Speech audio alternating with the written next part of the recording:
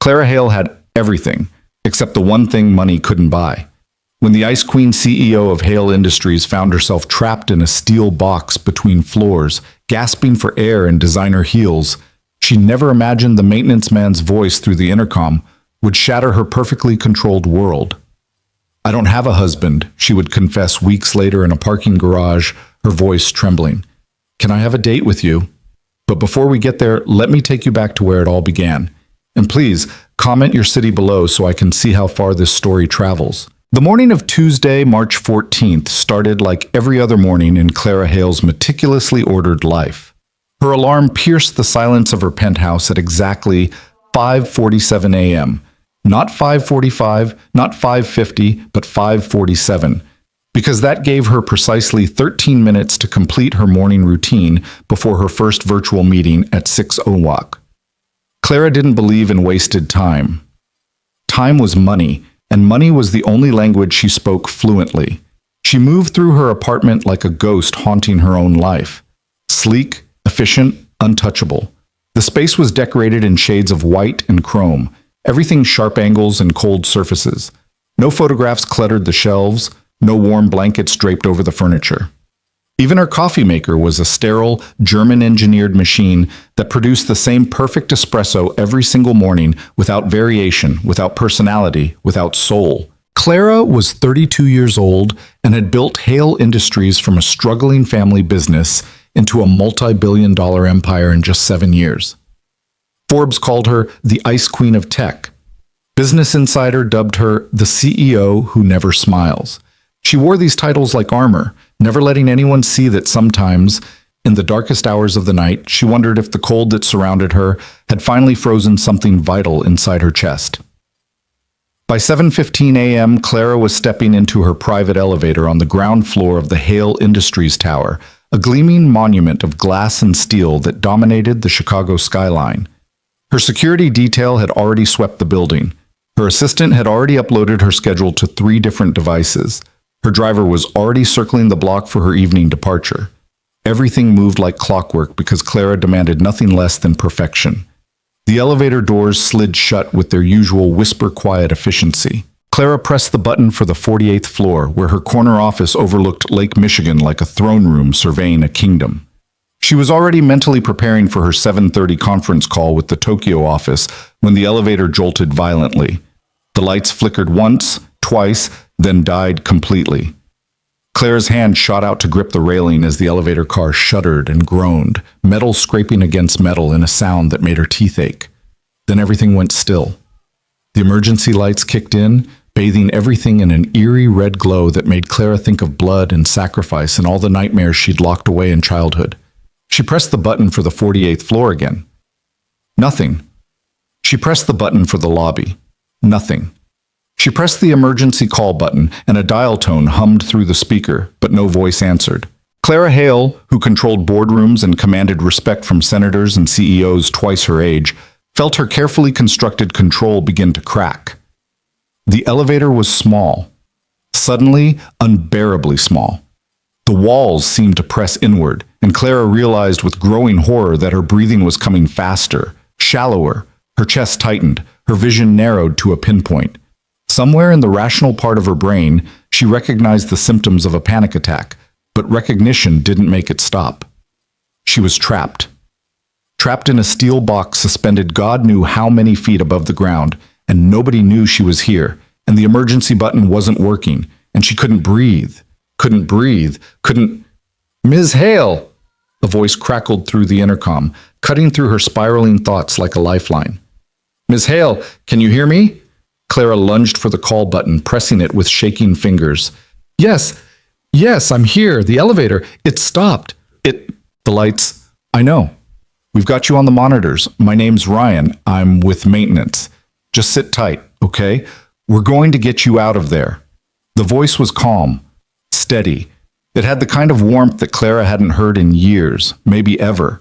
It reminded her of hot chocolate on winter mornings when she was a child, before her father died and left her mother to run the company into the ground, before Clara had to grow up too fast and learn that warmth was a luxury she couldn't afford. "How long?" Clara asked, hating the way her voice shook. How long until you can get me out? I need to assess the situation first. Can you tell me exactly what happened? Clara forced herself to focus, to push down the panic that kept trying to claw its way up her throat. The elevator jolted. The lights went out. I heard metal grinding. Then it stopped. Okay, that's good. Did you feel the elevator drop at all? I don't know. Maybe. It happened so fast. That's all right. I need you to do something for me, Miss Hale. I need you to take a deep breath, count to 4, hold it for 4, then exhale for 4. Can you do that? I don't need breathing exercises. I need you to get me out of here. I know. The voice remained patient, unruffled by her sharp tone. And I will. But first I need you calm so you can help me figure out what's going on. The camera system's down on your elevator, so you're my eyes in there. Breathe with me. In for 4. Clara wanted to argue, but something about the voice, about Ryan, made her comply. She breathed in slowly, counting in her head. Hold for 4. She held, feeling her heart rate begin to slow infinitesimally. Out for 4. She exhaled and some of the tightness in her chest eased. Good. Again. They breathed together 3 more times and Clara felt the edges of her panic begin to dull. She could think again. She could function. Better? Ryan asked. Better, Clara admitted grudgingly.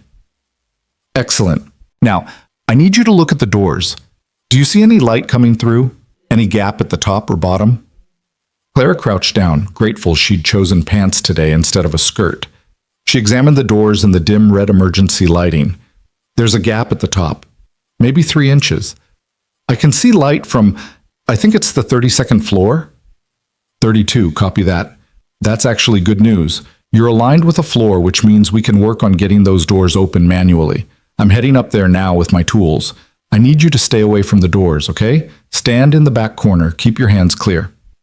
Wait, Clara said, surprised by her own urgency. Don't turn off the intercom. There was a pause. When Ryan spoke again, his voice was gentler. I won't. I'll keep talking to you the whole time. It's going to take me about 4 minutes to get up to 32. Tell me something. What were you doing before you got in the elevator this morning? Clara blinked, thrown by the question. What? Just talk to me. It'll help. What does a CEO do at 7 in the morning? I had a virtual meeting at 6 with our Singapore office. Then I reviewed the quarterly projections while drinking coffee. What kind of coffee? Does that matter? Humor me. We've got 4 minutes to fill. Clara found herself almost smiling despite the circumstances. Espresso, single origin, Ethiopian Yirgacheffe. I have a machine that... She stopped herself. Why am I telling you about my coffee maker? Because you're not thinking about being stuck in an elevator anymore, Ryan said, and Clara could hear the smile in his voice. See, you're doing great. What's the rest of your Tuesday look like? I have back-to-back meetings until 7 p.m. Conference call with Tokyo, lunch meeting with potential investors, quarterly review with the board, then a charity gala tonight that I'm supposed to... Clara stopped, a new wave of anxiety crashing over her. The gala. It starts at 8. I'm giving the keynote speech. If I'm not there, hey, one thing at a time. Let's get you out of this elevator first, then we'll worry about your schedule. I'm in the stairwell now, 28, 29. The gala's not until tonight. We've got plenty of time. Clara pressed her back against the elevator wall, focusing on Ryan's voice as he counted floors. She realized she was listening for more than just his words. She was listening to the sound of his breathing, slightly labored from climbing stairs, completely human in a way that most of her interactions never were. 32, Ryan announced. I'm at the elevator doors now. I'm going to start working on getting them open. You'll hear some noise, maybe some grinding. That's normal. Just stay in that back corner for me. Okay, Clara said softly. The grinding started, metal on metal, the sound of something being forced. Clara winced but kept her eyes on the gap at the top of the doors. She saw shadows moving in the light, heard grunts of effort, heard what sounded like another voice asking something she couldn't make out. We're making progress, Ryan said. Whoever maintained this elevator last did a terrible job. These doors should open smoothly, but the tracks are gunked up with... Never mind, you don't need the details. Just know we're getting there. Do you do this often? Clara asked. Rescue people from elevators? More often than you'd think. Last month I pulled a guy out who'd been stuck for 3 hours. He'd eaten half his lunch and was working on the crossword puzzle by the time we got to him. 3 hours? Clara's voice pitched higher. But that was a completely different situation. Different elevator, different building, different problem. We're going to have you out way before that, I promise. Something about the certainty in his voice made Clara believe him. She wrapped her arms around herself and waited, counting her breaths the way he'd taught her, focusing on the sounds of rescue happening just beyond the doors. Almost there, Ryan said. Stand back just a little more. The doors lurched, groaned, then slowly, agonizingly slowly, began to part. Light flooded in, bright and startling after the dimness. Clara shielded her eyes, blinking against the glare. As her vision adjusted, she saw hands gripping the elevator doors, forcing them wider. Then she saw him. Ryan Cooper was not what she expected. Clara had imagined maintenance men as older, maybe running to fat, wearing stained coveralls and sporting unkempt beards. Ryan was maybe 35, with dark hair that curled slightly at his temples, and eyes the color of weathered denim. He wore navy work pants and a gray t-shirt with the Hale Industries maintenance logo on the chest, and his hands, the hands currently holding the elevator doors open, were scarred and calloused, but somehow beautiful in their capability. He was looking at her with concern and something else she couldn't quite name. Relief, maybe. Or recognition, as if he'd been as invested in getting her out safely as she'd been in being rescued. Ms. Hale, he said, and his voice was the same as through the intercom, but richer, somehow, more real. Let's get you out of there. He extended a hand. Clara stared at it for a moment, at the scars across his knuckles, at the dusting of dark hair on his forearms, at the simple offered gesture of help. How long had it been since someone had offered her a hand? Really offered, not as a business formality or a photo opportunity, but as a genuine human connection. She took his hand. His grip was warm and strong and steady, and he pulled her easily up over the gap between the elevator floor and the building floor. For just a moment, Clara was close enough to smell him, soap and something mechanical, coffee and clean sweat. It was so different from the cologne of the men in her boardroom, so utterly unpretentious and real, that she felt dizzy. Or maybe that was still the panic attack. Easy, Ryan said, his hand moving to her elbow to steady her. You okay? Do you need to sit down? I'm fine, Clara said automatically. Then, more honestly, no. Maybe. I don't know. Ryan guided her to a bench in the hallway, one of those modern, uncomfortable things that Clara had approved in a design meeting years ago without ever considering that someone might actually need to sit on it. He crouched in front of her, those blue-gray eyes searching her face with a level of attention that made her feel simultaneously exposed and seen. Take your time, he said. There's no rush.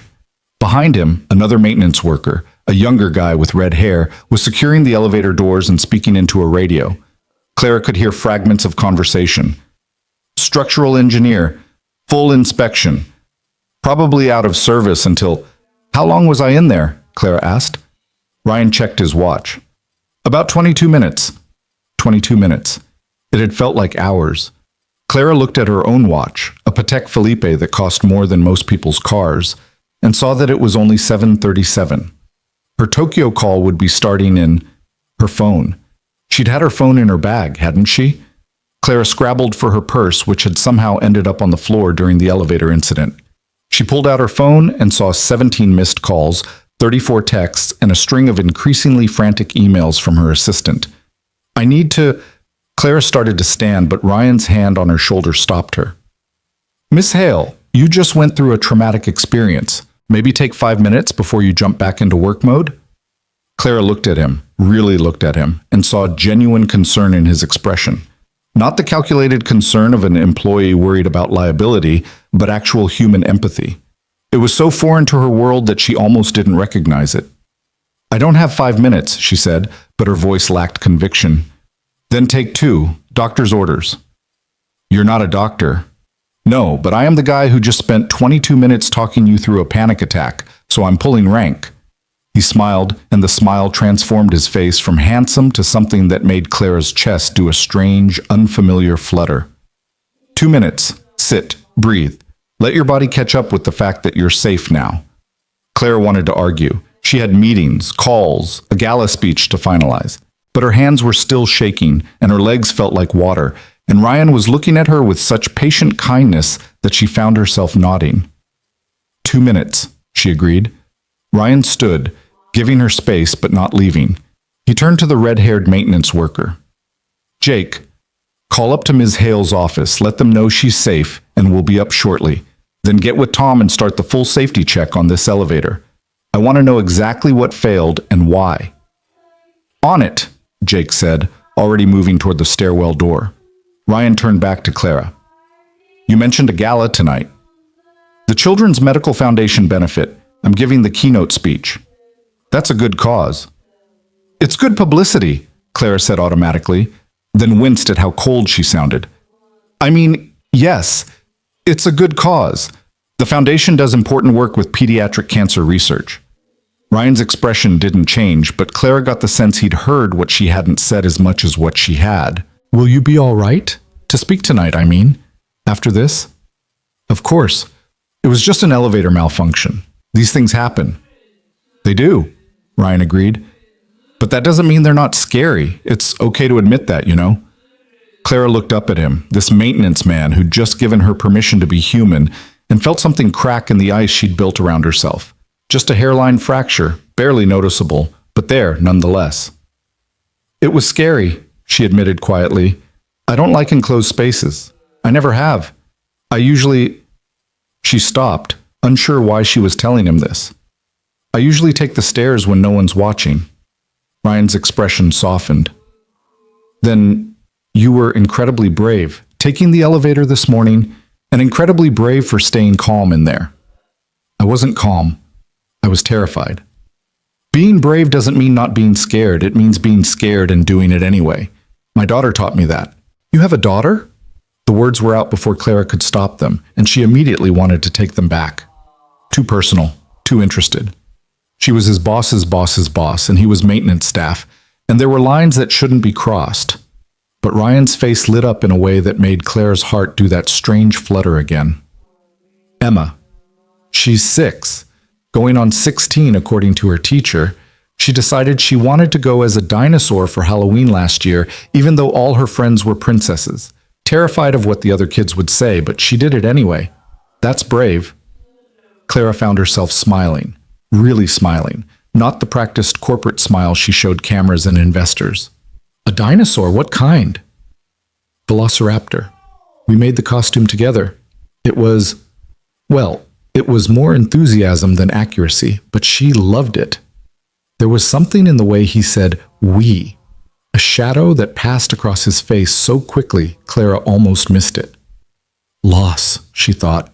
Old pain, worn smooth by time, but never quite healed.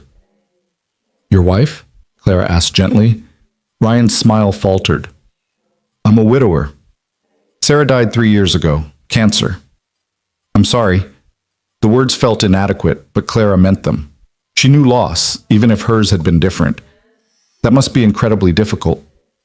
Some days more than others. But Emma... His expression softened again. Emma makes it worth getting up every morning. Kids have a way of demanding you stay present, you know? Can't dwell too much on the past when you've got a 6-year-old asking why the sky is blue and whether unicorns are real, and can we please get a puppy? Can you get a puppy? Ryan laughed. We're working up to it. Right now we're at the goldfish stage. His name is Flash, and he's apparently the fastest goldfish in the world, according to Emma. Clara felt something twist in her chest. Envy, maybe, for this life she'd never had. This warm, messy, beautiful life, full of goldfish and dinosaur costumes, and someone who needed you not for what you could do, but simply for who you were. Her phone buzzed, then buzzed again. Reality reasserted itself. I should go, Clara said, standing. Her legs felt steadier now. Thank you for... She gestured vaguely at the elevator, at the space he'd occupied, at the conversation that had somehow mattered more than any meeting on her calendar. For everything. Just doing my job, Ms. Hale. But they both knew it had been more than that. Clara straightened her blazer, tucked her phone into her bag, and prepared to step back into the role she wore like armor. But before she could walk away, she turned back. Ryan? Yes, Ms. Hale? The breathing technique, the counting to 4. Thank you for that. He nodded, understanding what she was really thanking him for. Any time. Clara walked toward the stairwell. She'd take the stairs the rest of the way up, she decided. But she could feel Ryan's eyes on her back. She told herself it didn't matter. He was maintenance. She was the CEO. Their worlds had intersected for 22 minutes, and now they would drift back to their separate orbits. She told herself this very firmly all the way up to the 48th floor. She almost believed it. The rest of Tuesday passed in Clara's usual blur of efficiency. Tokyo call, investor lunch, board review. She moved through it all with her customary precision, but something felt different. Off, like a song playing in a key that was almost but not quite right. She kept thinking about Ryan's voice through the intercom, the way his hands had looked, scarred and capable, the warmth in his eyes when he talked about his daughter. At 6:47 p.m., Clara's assistant knocked on her office door. Miss Hale, your car is here. You need to leave for the gala. Clara looked up from her laptop where she'd been reviewing her keynote speech for the 3rd time. Already? You wanted to arrive by 8 for pre-event mingling. Right, mingling. Clara's least favorite part of these events. Forced small talk with donors who wanted to feel philanthropic without actually getting their hands dirty. She'd smile and say all the right things and write a check large enough to get her name on a plaque, and everyone would be happy. Everyone except her. Clara closed her laptop and stood, smoothing down the black evening gown she'd changed into an hour ago. It was designer, perfectly fitted, cost more than Ryan probably made in a month. She looked at herself in the full-length mirror behind her office door and saw exactly what she'd intended: power, wealth, untouchability. The Ice Queen, ready for her throne. Ms. Hale? Her assistant prompted. I'm coming. The Children's Medical Foundation Gala was held at the Drake Hotel in a ballroom that dripped with crystal chandeliers and old money. Clara arrived precisely on time, smiled precisely the right amount, and said precisely the right things to precisely the right people. She was a machine in designer heels, performing her function flawlessly. But in the moments between conversations, she found her mind wandering. She wondered what Ryan was doing right now, probably reading bedtime stories to Emma, probably making her laugh with silly voices and sound effects, probably tucking her in and kissing her forehead and being present in a way Clara had never learned to be. Ms. Hale? The foundation director materialized at her elbow. We're ready for your speech. Clara followed her to the stage, her heels clicking on polished marble. She stood behind the podium and looked out at a sea of faces, wealthy, well-connected, comfortable. These were her people. This was her world. So why did it suddenly feel so hollow? Clara opened her mouth to deliver the speech she'd rehearsed, the carefully crafted words about charitable giving and corporate responsibility and making a difference. But what came out was different. This morning, Clara heard herself say, I got stuck in an elevator. A ripple of surprise moved through the audience. This wasn't in the prepared remarks. I was trapped between floors for 22 minutes. It was dark and small, and Clara paused, choosing honesty over polish. I panicked. I was terrified. And I realized something in that elevator, in that dark, small space. I've been living my entire life in a dark, small space. A very expensive, very comfortable, very isolated, dark, small space. She could see the foundation director in the wings, looking alarmed. Clara ignored her. A maintenance man named Ryan talked me through that panic attack. He told me to breathe, to count to 4, to focus on his voice. He stayed with me through the intercom, even though he didn't have to. He could have just sent someone else to fix the elevator while he moved on to his next job. But he didn't. He stayed. And when he finally got those doors open, he looked at me like I was a person, not a CEO, not a title, not a balance sheet, just a person who needed help. Clara gripped the podium, aware that she was probably destroying her reputation with every word, but unable to stop. We're here tonight to raise money for sick children. That's important work, critical work. But I wonder, how many of us actually see those children? How many of us know their names, their favorite dinosaurs, whether they're scared of the dark, or are they just tax write-offs and press releases? The ballroom had gone very quiet. I don't have the answer to that question, Clara continued softly. But I think maybe it starts with learning to breathe, to count to 4, to stay present with someone else's fear instead of just writing a check and walking away. She looked down at her prepared speech, at all the smooth, empty words she'd planned to say. Then she looked back up at the audience. The Children's Medical Foundation does crucial work in pediatric cancer research. They need your support. They need your money. But they also need your presence, your attention, your willingness to see the scared 6-year-old behind the diagnosis, not just the donor opportunity behind the disease. I'm going to write them a check tonight, and I hope you will too.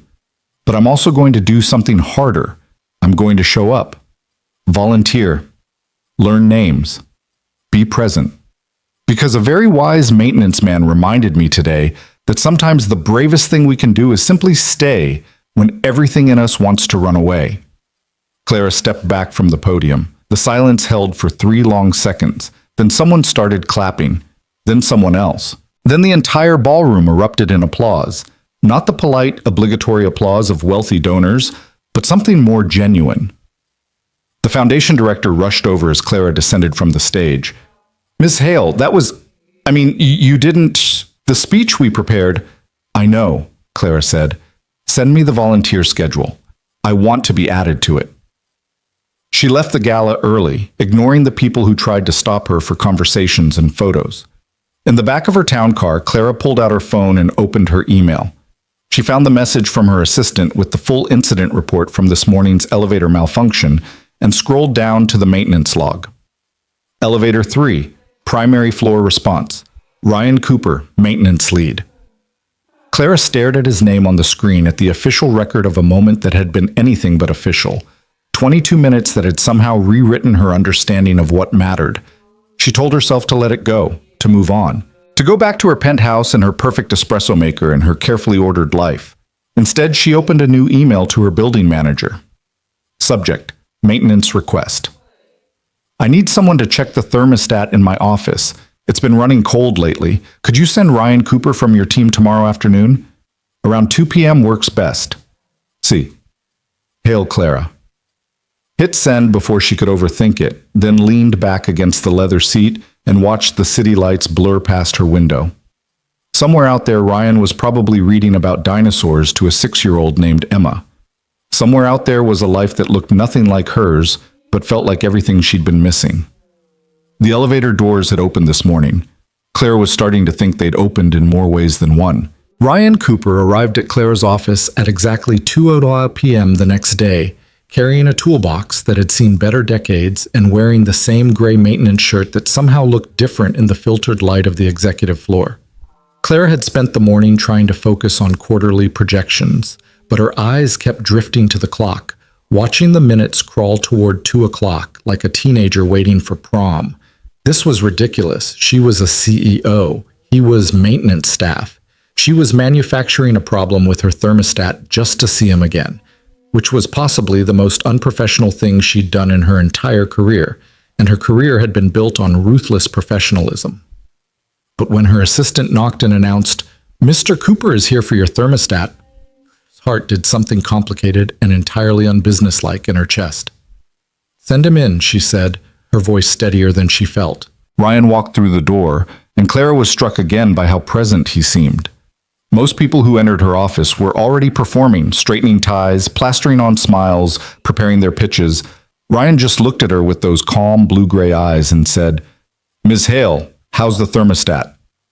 "Running cold," Clara said, which was technically true if you counted the air conditioning being set exactly where it always was. "Let me take a look." Ryan crossed to the thermostat mounted on her wall and opened the panel. He pulled out a small device from his toolbox and started testing connections, and Clara pretended to return to her laptop while actually watching him work. His hands moved with practiced efficiency, checking wires and sensors with the kind of focus she usually only saw in surgeons or concert pianists. There was something almost meditative about the way he worked. No wasted motion, no unnecessary flourish, just quiet competence. "How's Emma?" Clara asked, then immediately wanted to kick herself. Too personal, too interested, but Ryan smiled without looking away from the thermostat. "She's good.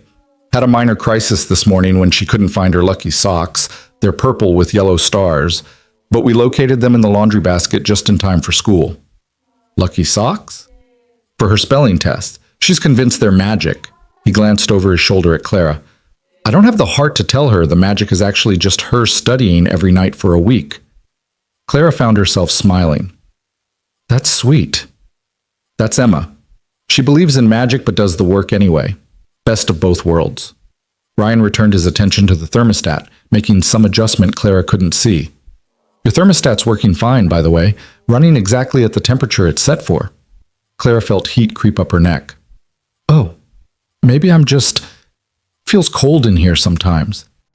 Ryan closed the panel and turned to face her fully.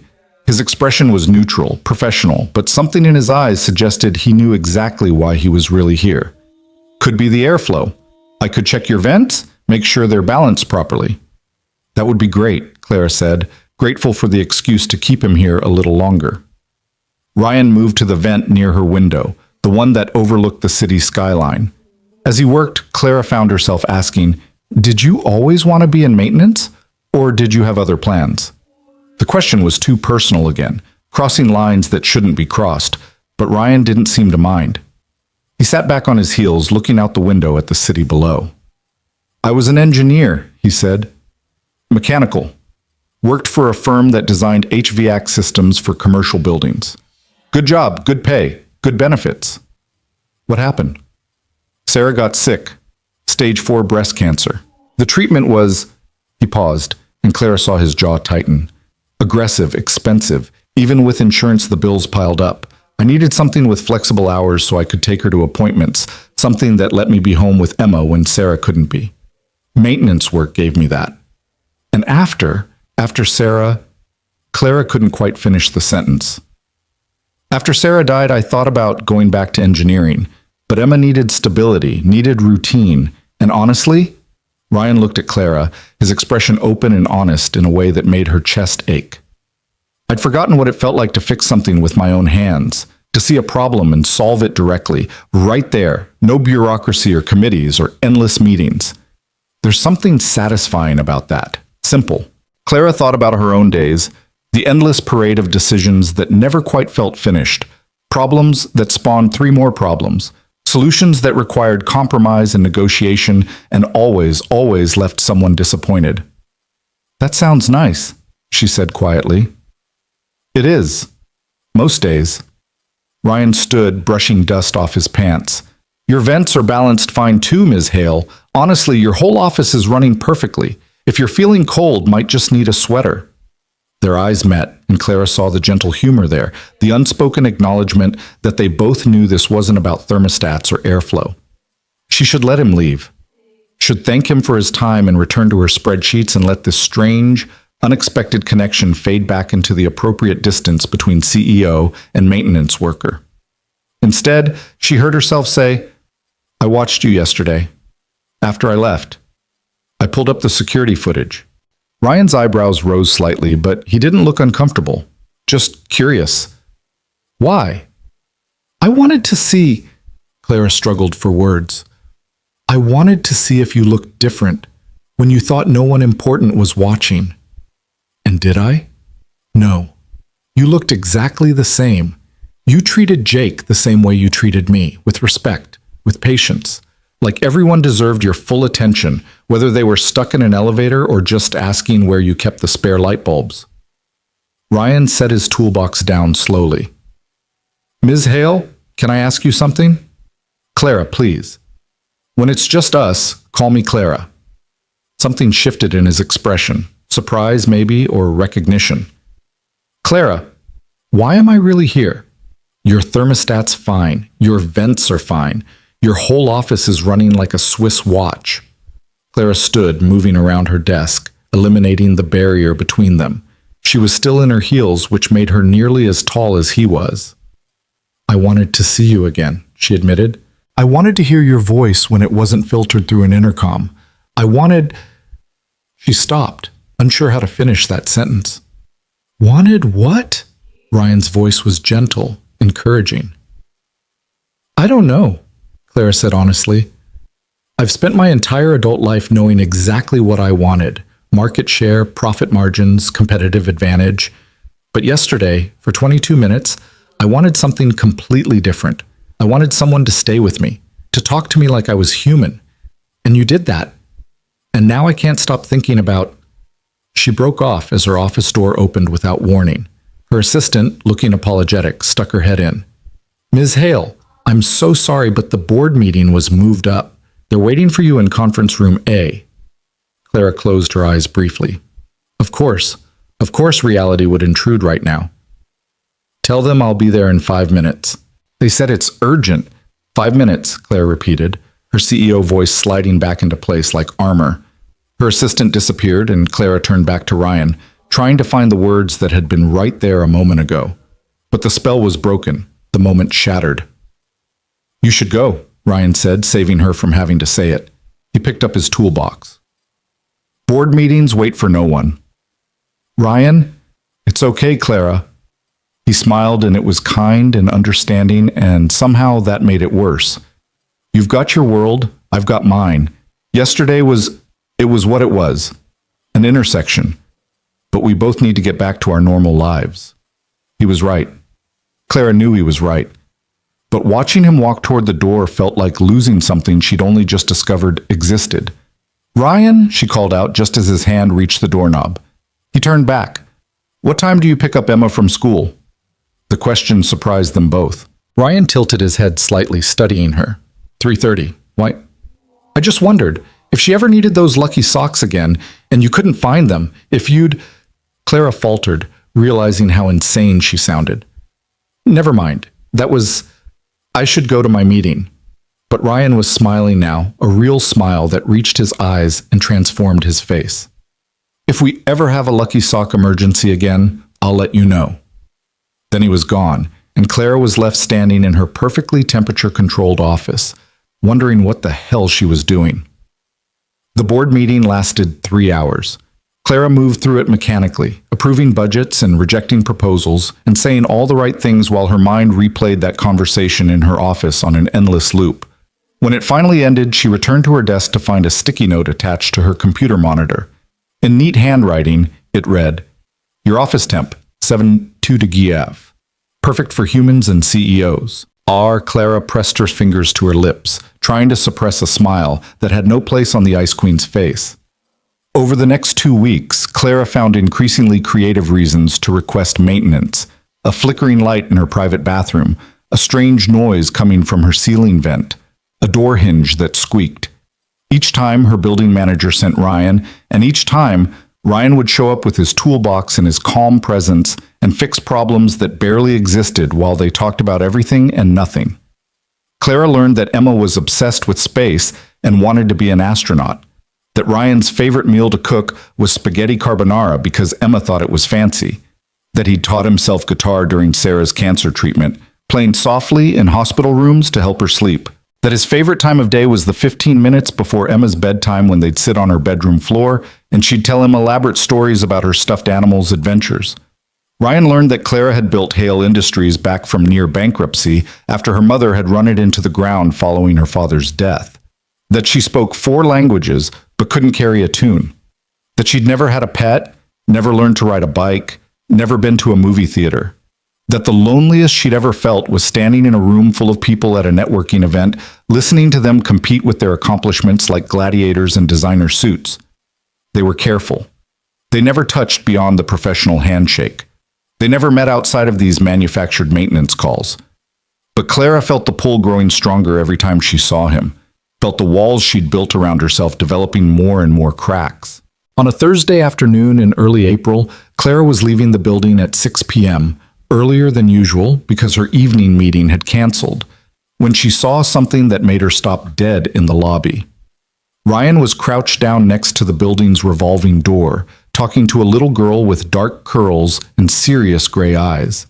She was wearing a purple backpack decorated with stars and planets, and she was gesturing emphatically while Ryan listened with complete focus.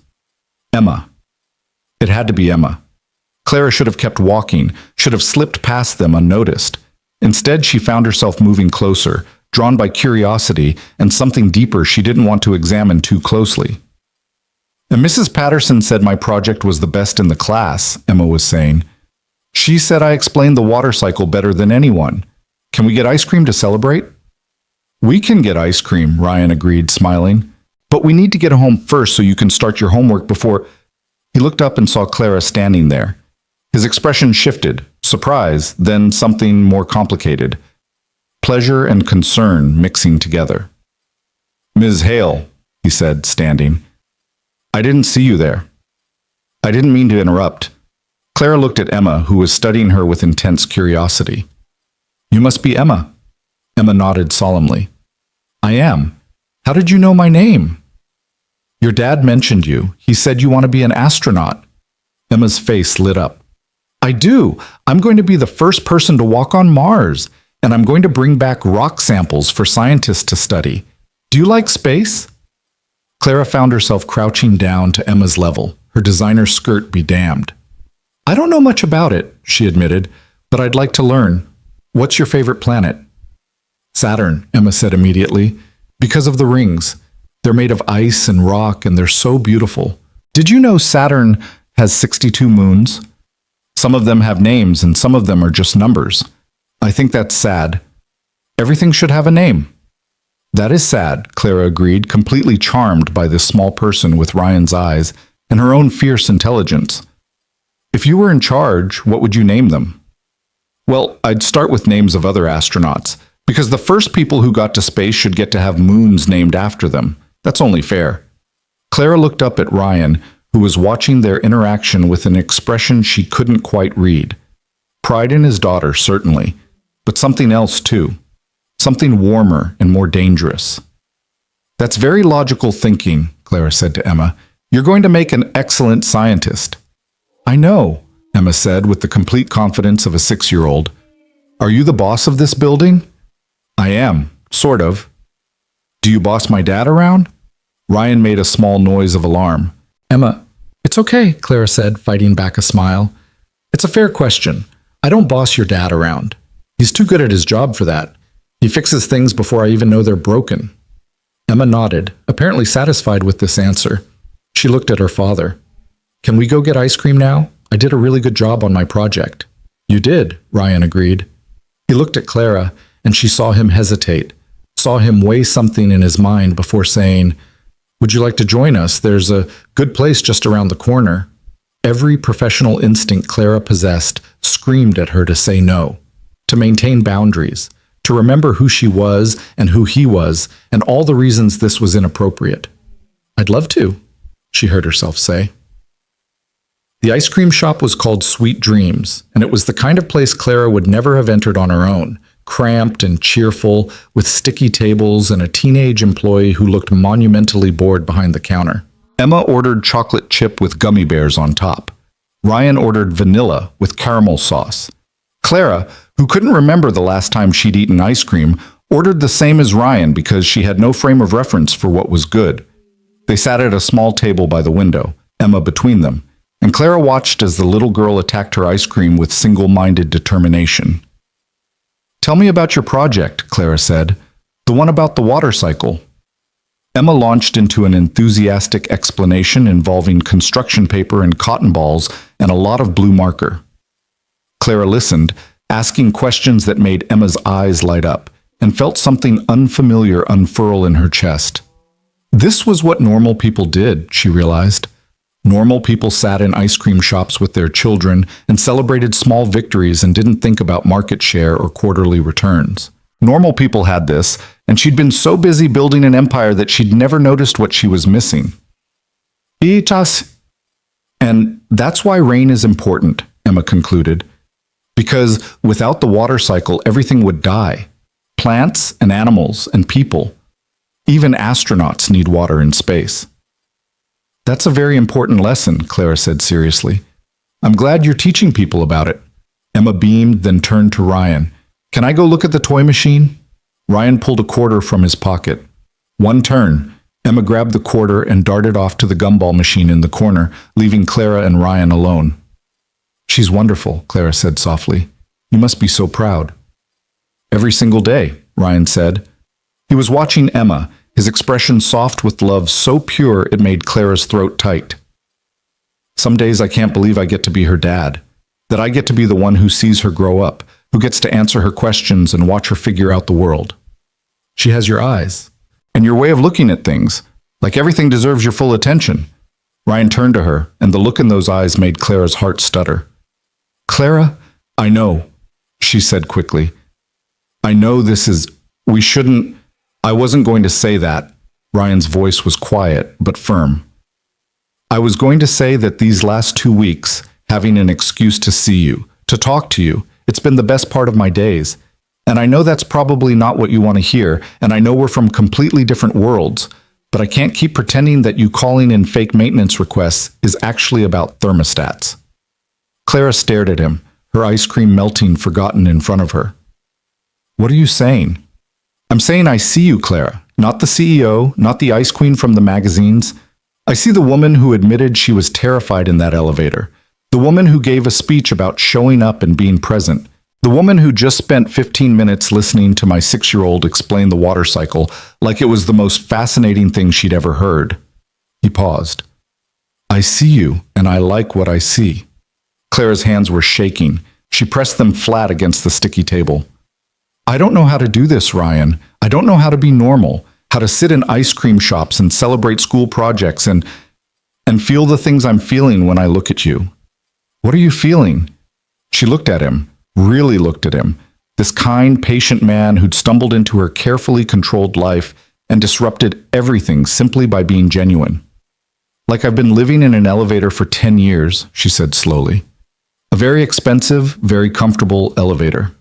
And you open the doors, and now I can see there's a whole world out here I've been missing.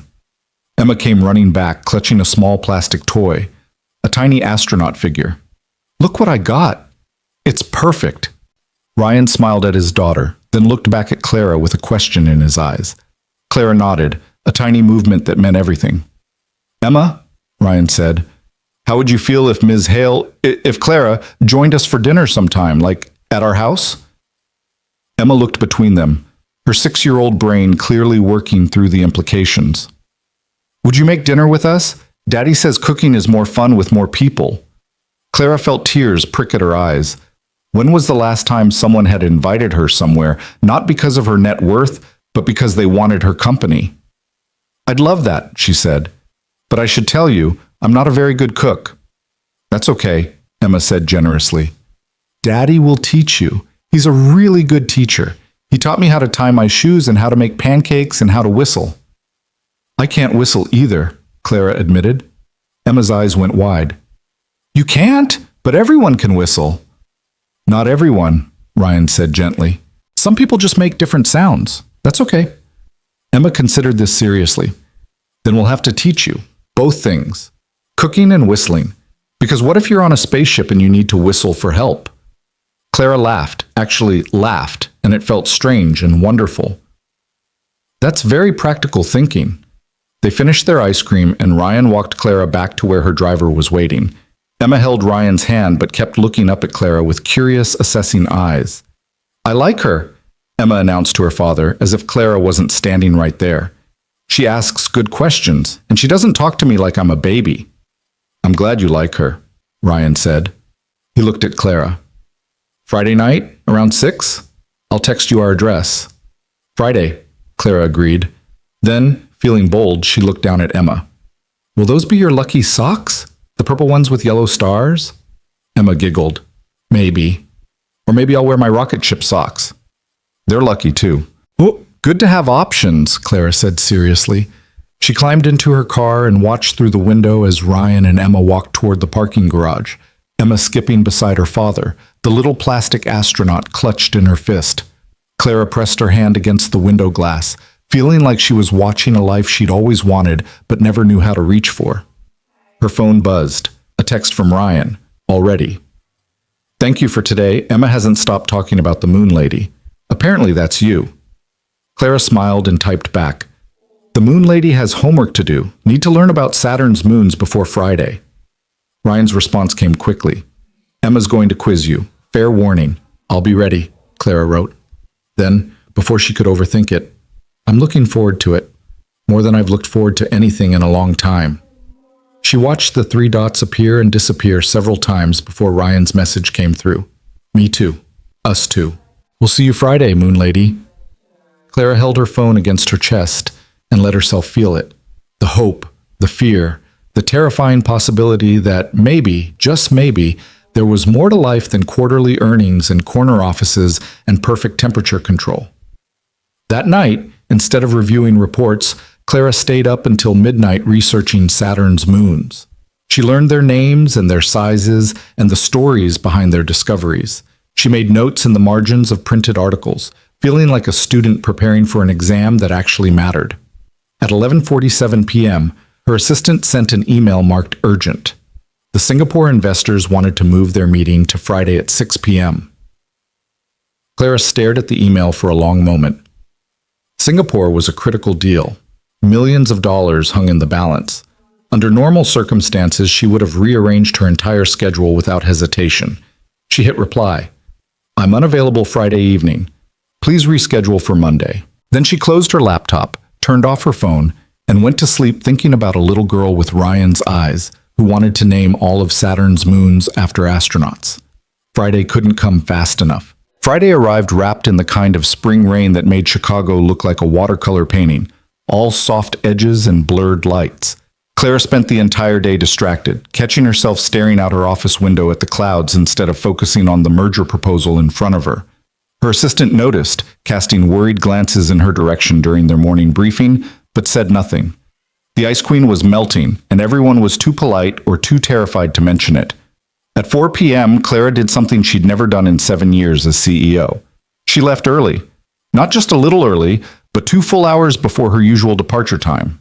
She told her assistant she had a personal appointment, watched the poor woman's eyebrows climb toward her hairline, then walked out of Hale Industries like she was escaping prison. The drive to Ryan's neighborhood took her from the gleaming glass towers of downtown to a part of the city she'd never visited, tree-lined streets with modest houses, front porches with wind chimes, sidewalks where children's chalk drawings bloomed in pastel colors between the cracks.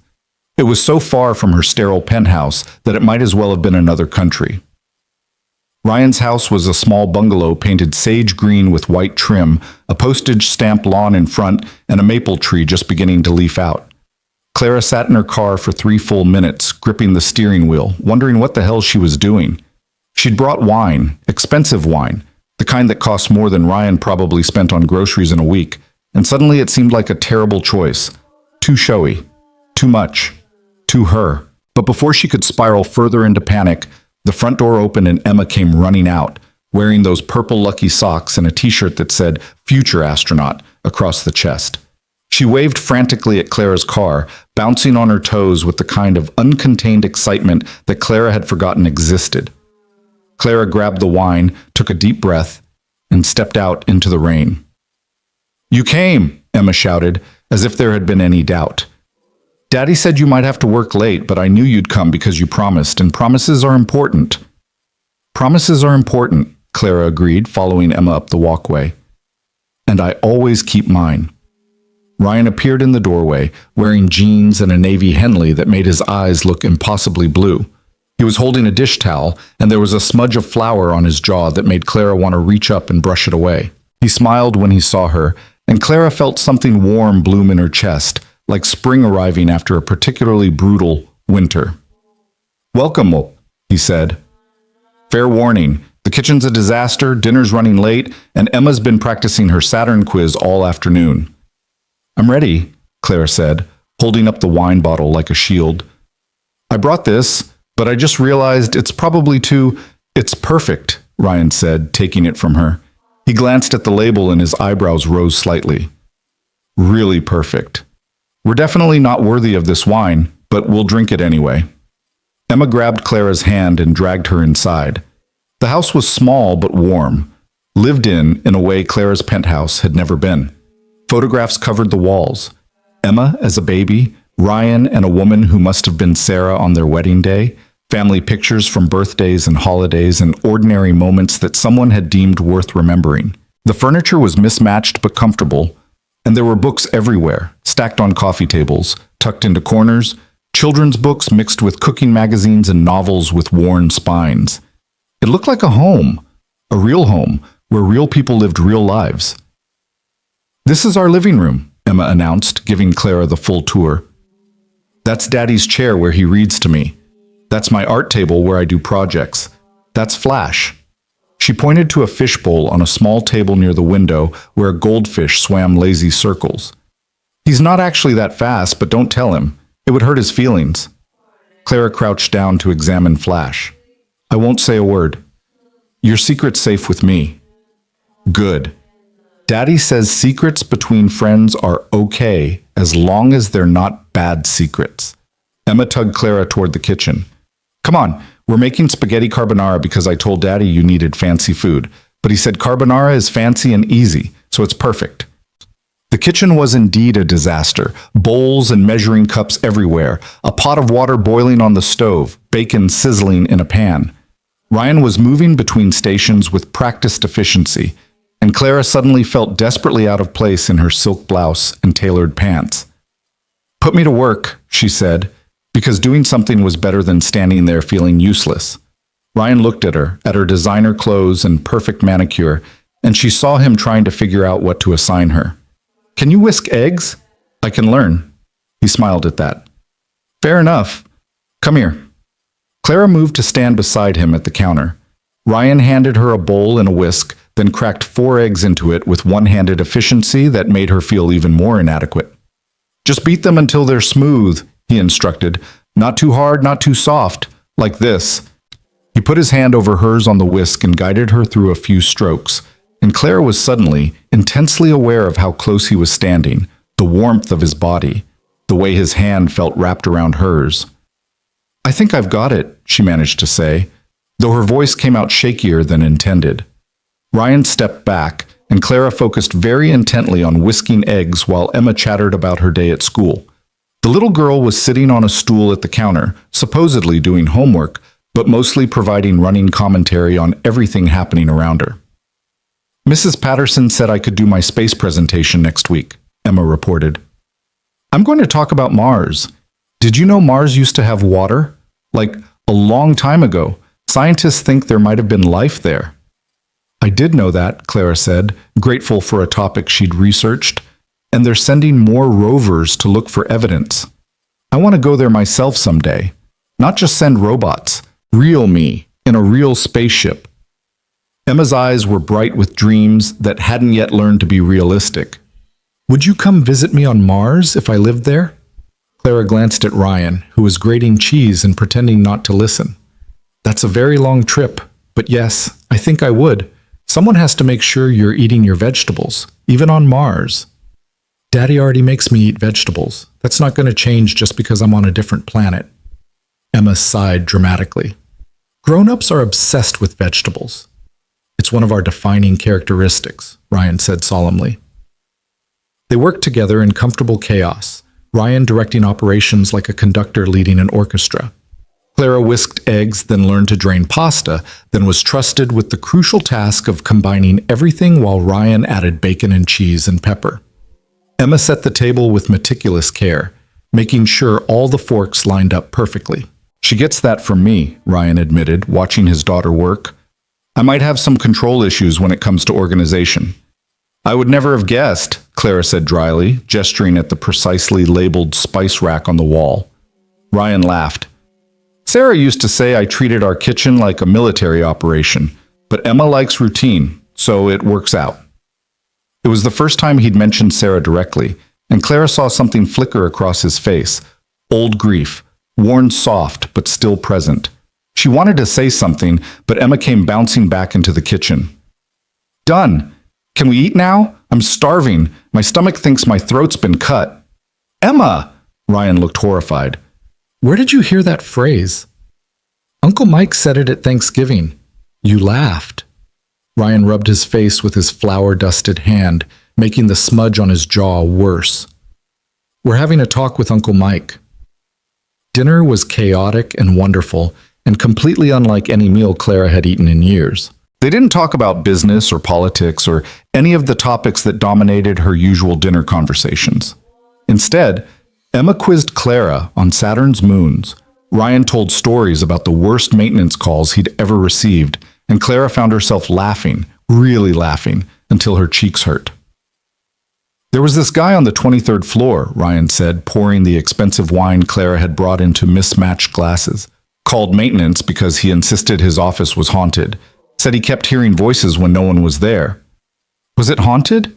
Emma asked, eyes wide. It was his phone. He'd accidentally turned on some podcast app and it was playing in his desk drawer. Took me 20 minutes to figure that out while he stood there insisting it was ghosts. Clara nearly choked on her wine. You're joking. I wish. The best part?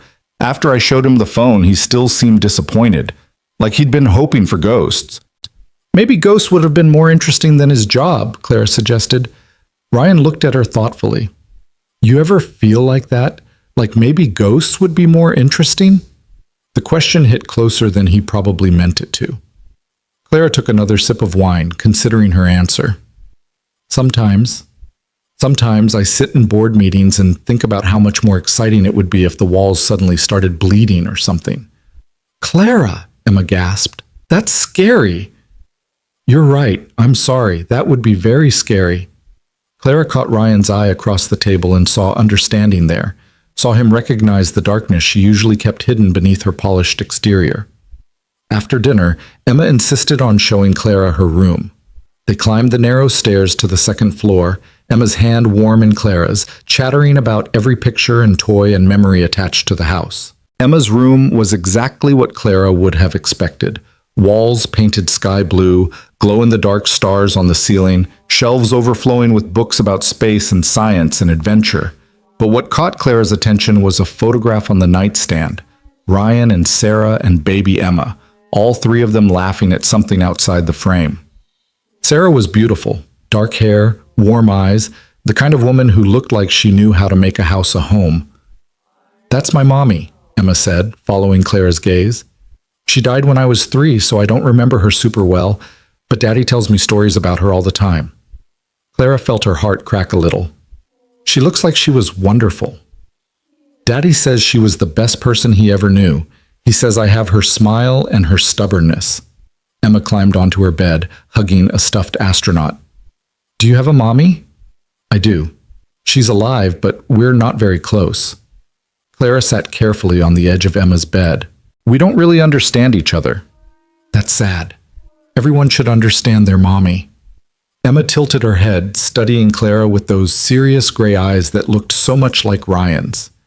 Daddy said you're lonely sometimes, that you work a lot because you don't have people to go home to. Clara felt exposed, stripped bare by a 6-year-old's casual honesty. He said that? He says it's hard to be a grown-up sometimes, that sometimes grown-ups forget how to have friends because they're too busy being important. Emma scooted closer. Are you too busy being important? I used to be, Clara said slowly. But I'm trying to change that. Good, because Daddy's really nice and he doesn't have enough friends either. He works and takes care of me, and that's all he does. Uncle Mike says he needs to start living again, but Daddy says he is living. He's living for me. Emma's face scrunched up with concentration. I think you both need more friends. Maybe you could be friends with each other. Then you'd both have at least one friend.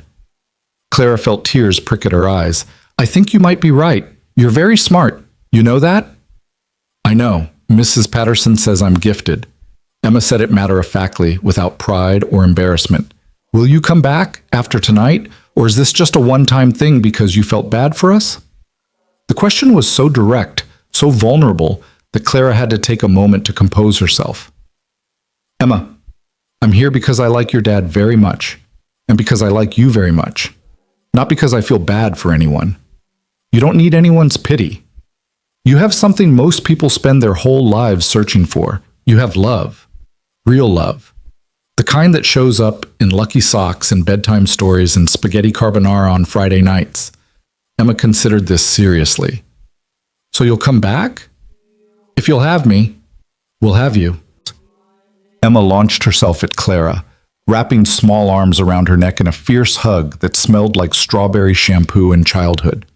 You can teach me about business, and I'll teach you about space, and Daddy will teach both of us about cooking. It'll be perfect. Clara held this small person who'd somehow wormed her way into her heart in less than a week and felt something fundamental shift inside her. This was what she'd been missing, this warmth, this connection, this sense of mattering to someone for reasons that had nothing to do with profit margins or market share. When they came back downstairs, Ryan had cleaned the kitchen and was sitting on the couch, looking at his phone with a furrowed brow. He looked up when they entered, and Clara saw worry in his expression. "Everything okay?" she asked. Ryan hesitated, glancing at Emma. "Emma, why don't you go get ready for bed? Brush your teeth, put on pajamas, pick out a book." "But it's only 7:30. "I know, but Clara and I need to talk about grown-up stuff for a minute. Go on, I'll be up to read to you in a bit." Emma grumbled but obeyed, stomping upstairs with the dramatic flair of a child who felt greatly wronged. Once she was gone, Ryan patted the couch beside him. Clara sat, tucking her legs under her. "What's wrong?" Ryan showed her his phone. "My brother sent me this. It's already making the rounds on social media." Clara looked at the screen and felt her blood go cold. It was a photograph, slightly grainy, clearly taken on someone's phone from across the street, of her and Ryan and Emma at Sweet Dreams ice cream shop. The caption read, "Ice Queen Clara Hale slumming it with maintenance worker and his kid. PR stunt or midlife crisis?" "It gets worse," Ryan said quietly, scrolling. "There are more photos, us walking to the parking garage, me giving you my number. Someone with a lot of time and a telephoto lens has been documenting this." Clara felt sick. "Ryan, I'm so sorry. I didn't think... I should have been more careful." "It's not your fault." But his jaw was tight, and she could see him thinking, calculating the implications. Clara grabbed her own phone and opened her social media. The photos were everywhere, reposted and commented on thousands of times. The comments ranged from supportive to vicious, with most falling somewhere in the middle of confusion and speculation. "She's finally acting human for once," one person wrote. "Gold digger spotted," wrote another. "Maintenance man hitting the jackpot." "This is so inappropriate. She's his boss. This is a fireable offense." "Actually really sweet if it's real." "Ice Queen melting for single dad?" "I'm here for it." Poor kid is going to get torn apart when this inevitably crashes and burns. That last comment hit Clara like a physical blow. Emma.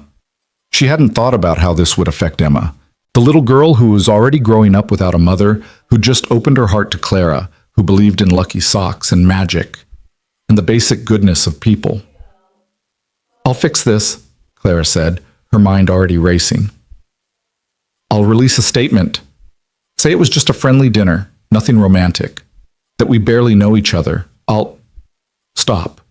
Ryan's voice was firm. He took her phone gently from her hands. "Clara, look at me." She did, and saw something in his eyes that made her breath catch. "I don't want you to fix this by lying," Ryan said. "I don't want you to pretend this doesn't mean something, because it does mean something. To me. And I think to you too." "Of course it means something," Clara said, her voice breaking. "But Ryan, look at these comments. Look at what they're saying about you, about Emma. I won't put you through this, either of you." "Shouldn't that be my decision?" Ryan set both phones on the coffee table, then took Clara's hands in his. "I'm not saying this is easy. I'm not saying I'm thrilled that strangers are posting photos of my daughter online. But I'm saying that I knew this was a possibility when I invited you to dinner, when I gave you my number, when I told you I see you. You can't possibly have known it would be this bad this fast.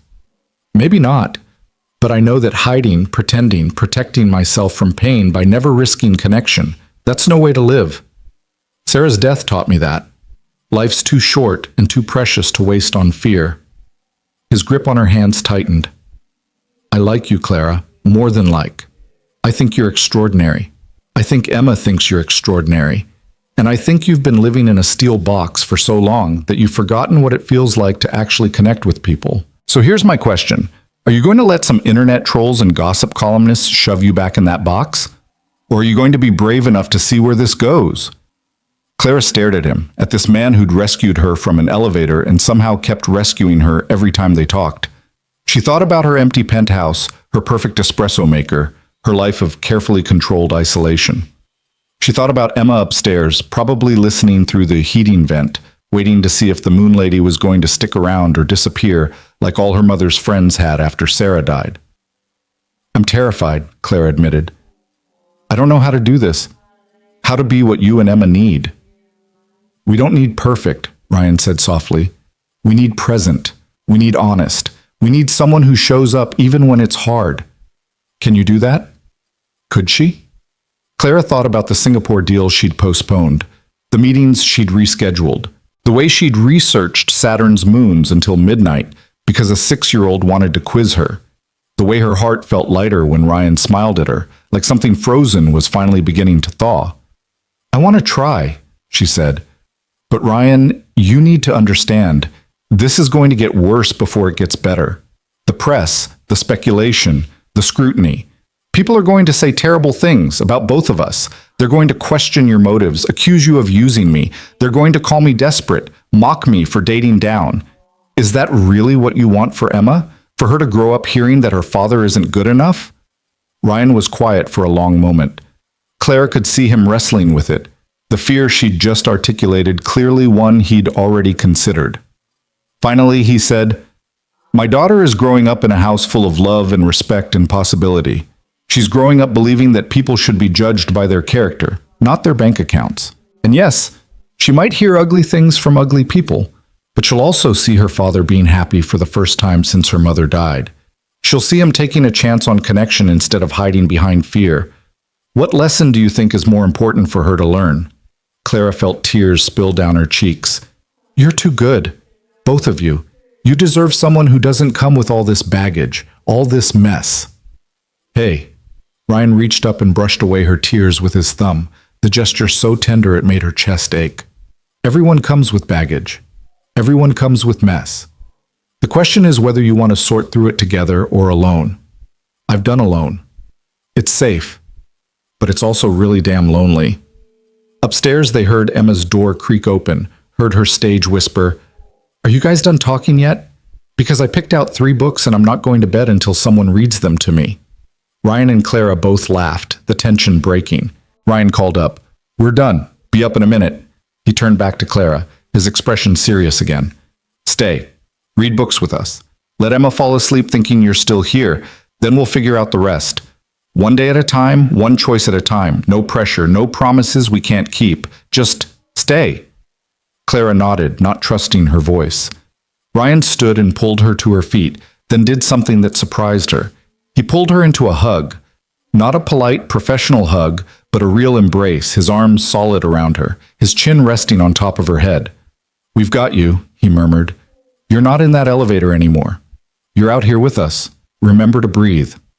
Clara breathed, counting to 4 like he'd taught her all those weeks ago in the dark. Held for 4. Exhaled for 4. Felt her racing heart begin to slow. When they pulled apart, Ryan kept hold of her hand. Come on, let's go read about dragons or dinosaurs or whatever Emma's picked out tonight. They climbed the stairs together, and Emma was indeed waiting in her bed, surrounded by 3 books and looking pleased with herself. I picked good ones, she announced. This one's about a girl who wants to be a knight. This one's about space exploration. And this one's about a lonely giant who makes friends with a village. That's quite a selection, Clara said, settling on one side of Emma's bed while Ryan sat on the other. Emma handed Ryan the night book. You read this one, Daddy. Clara should read the space one since that's her area. I'll read the giant one because I'm practicing my reading. They read together, voices overlapping, Emma correcting their pronunciation when they got character names wrong. Clara found herself doing silly voices for the astronauts, making Emma giggle, feeling something warm and bright bloom inside her chest. This was what family felt like, she realized. Not the cold formality of her childhood, not the transactional relationships of her adult life, but this messy, joyful, present connection. When Emma started yawning halfway through the giant book, Ryan took over, his voice dropping to a soft rumble that was clearly part of their bedtime routine. Clara watched as Emma's eyes grew heavy, watched as she fought sleep with the determination of a child who didn't want the day to end. Will you be here when I wake up? Emma mumbled, looking at Clara. Clara glanced at Ryan, who nodded slightly. I'll be here, Clara promised. I'll make you breakfast. Fair warning, though, I don't know how to make pancakes. That's okay. Daddy will teach you. Emma's eyes finally closed.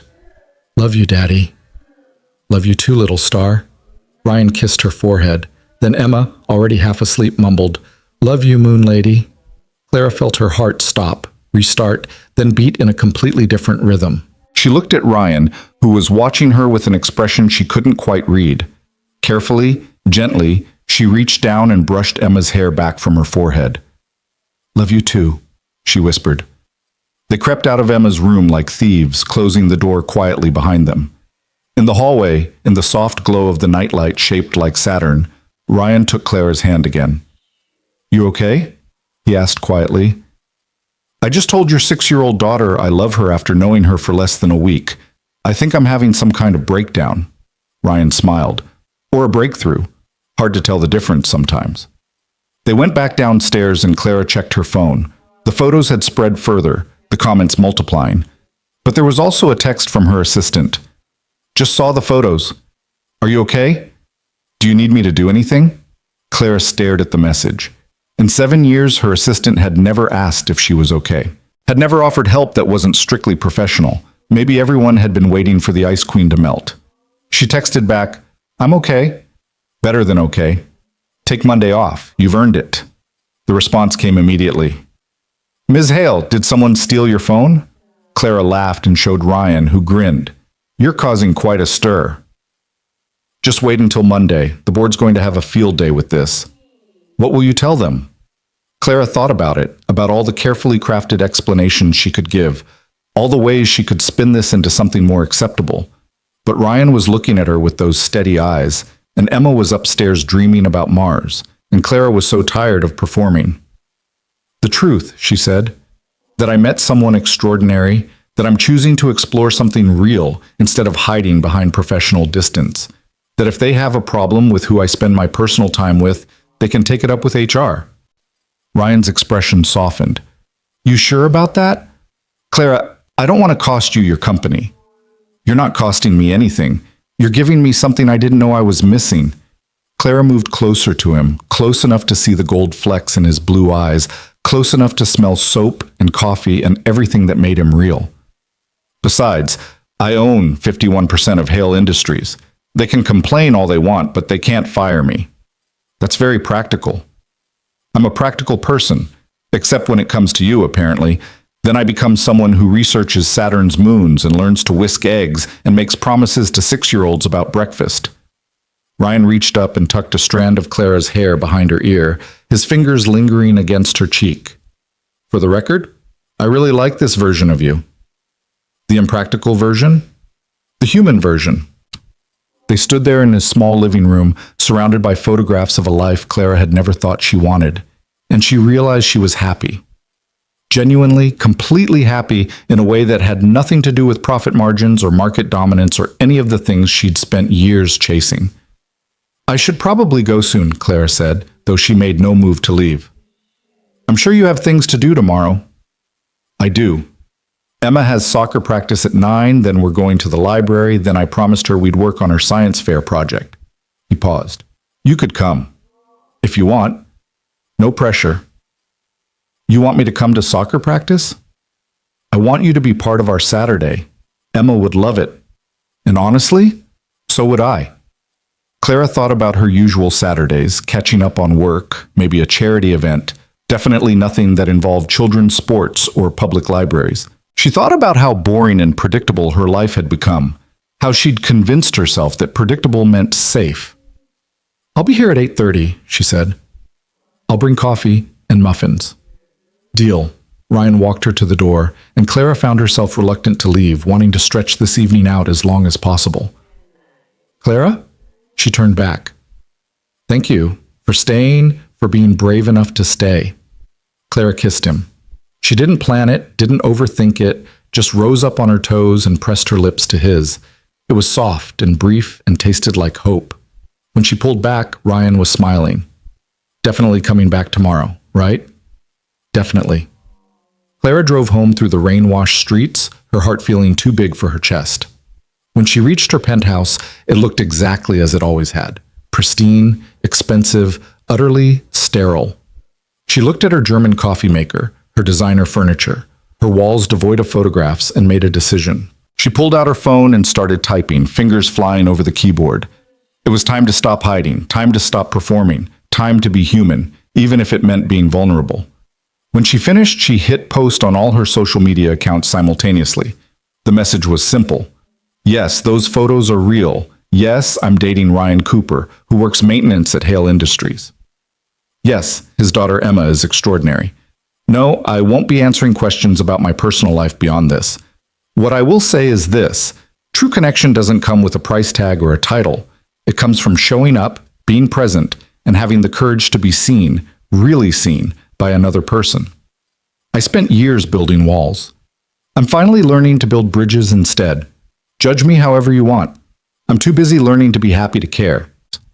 She added a single photo, the one she'd taken secretly tonight on her phone of Ryan and Emma reading together, their heads bent close over the book, completely absorbed in their story. Then she put her phone away and went to bed, sleeping better than she had in years. Clara woke at dawn on Saturday to her phone exploding with notifications. Her social media post had gone viral overnight, racked up millions of views, thousands of comments, and been picked up by every major news outlet. She lay in bed scrolling through the responses with her heart in her throat, watching strangers dissect her life, her choices, her right to happiness. Some of the comments were beautiful. This gives me hope that even the most successful people are still searching for real connection. Her honesty is refreshing in a world of corporate PR spin. That picture of them reading together made me cry. This is what love looks like. But others were vicious. Publicity stunt. She'll dump him in 3 months when the novelty wears off. Feel sorry for that kid. She's going to be collateral damage when this implodes. A CEO dating maintenance? This is why companies need fraternization policies. He's obviously using her for money. Wake up, lady. But Clara made herself read them all, the good and the bad, forcing herself to face the reality of what she'd invited into her life, into Ryan and Emma's lives. By 7 a.m., her phone started ringing, her mother, her board members, news outlets requesting interviews, her lawyer concerned about liability issues. Everyone wanted something, an explanation, a retraction, a statement, a story. She ignored them all and got dressed for soccer practice. At 8:15, Clara pulled up to a coffee shop 3 blocks from Ryan's house and ordered 2 large coffees and a box of assorted muffins. The barista did a double take when she recognized her, phone already moving toward her pocket like she might sneak a photo. Clara met her eyes steadily. "Please don't," she said quietly. "I'm just getting coffee for some friends." The barista hesitated, then nodded. "For what it's worth. That picture you posted was really sweet. My mom died when I was little. I would have killed to have someone look at my dad the way you were looking at that guy." Clara felt her throat tighten. "Thank you. That means a lot." She arrived at Ryan's house at 8:30 exactly, balancing coffee and muffins, her stomach a knot of nerves. What if Emma had seen the comments? What if Ryan had changed his mind overnight? What if Clara's post had made everything worse instead of better? But when Ryan opened the door, he was smiling. He took the coffee carrier from her hands and kissed her cheek like it was the most natural thing in the world, like photographers weren't probably lurking somewhere documenting this moment. "You posted," he said simply. "I posted. Was that okay? I should have asked you first. It was perfect. Come in. Emma's been bouncing off the walls since she woke up at 6 and found out you were coming to soccer." Emma came running from the kitchen wearing a bright blue jersey with the number 7 on it, her hair pulled back in a ponytail that was already listing to one side. "Clara, you came. Did you bring muffins? Daddy said you might bring muffins. I love muffins." "I brought muffins," Clara confirmed, following them into the kitchen. Chocolate chip, blueberry, and something the barista called morning glory, which apparently has carrots in it. Emma made a face. "Carrots in a muffin? That's weird, but I'll try it because trying new things is how we learn." Ryan caught Clara's eye over Emma's head and mouthed, "Where did she come from?" Clara grinned.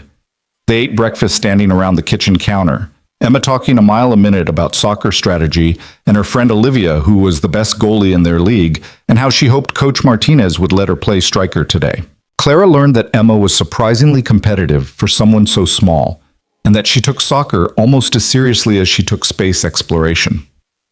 "Do you play any sports?" Emma asked Clara through a mouthful of chocolate chip muffin. "I used to play tennis at boarding school." "What's boarding school?" Ryan coughed. "It's a school where you live there instead of at home." Emma's eyes went wide with horror. You didn't live with your mommy and daddy? Why not? Were they mean to you? No, they just... Clara struggled to explain the logic of her childhood to a 6-year-old who'd clearly been raised in a house where love was the priority. They thought it would give me a better education, more opportunities. That's sad, Emma declared. I would never want to live away from Daddy, even if the school had rocket ships. Clara felt something twist in her chest. She'd spent years convincing herself that her isolated childhood had made her stronger, more independent, better prepared for the ruthless business world. But looking at Emma's open, affectionate relationship with Ryan, Clara realized what she'd actually missed. Connection. Security. The knowledge that someone would always choose her, always want her close, always see her as more important than any opportunity. It was sad, Clara admitted, but it taught me a lot about being independent. Ryan's hand found hers under the counter and squeezed gently.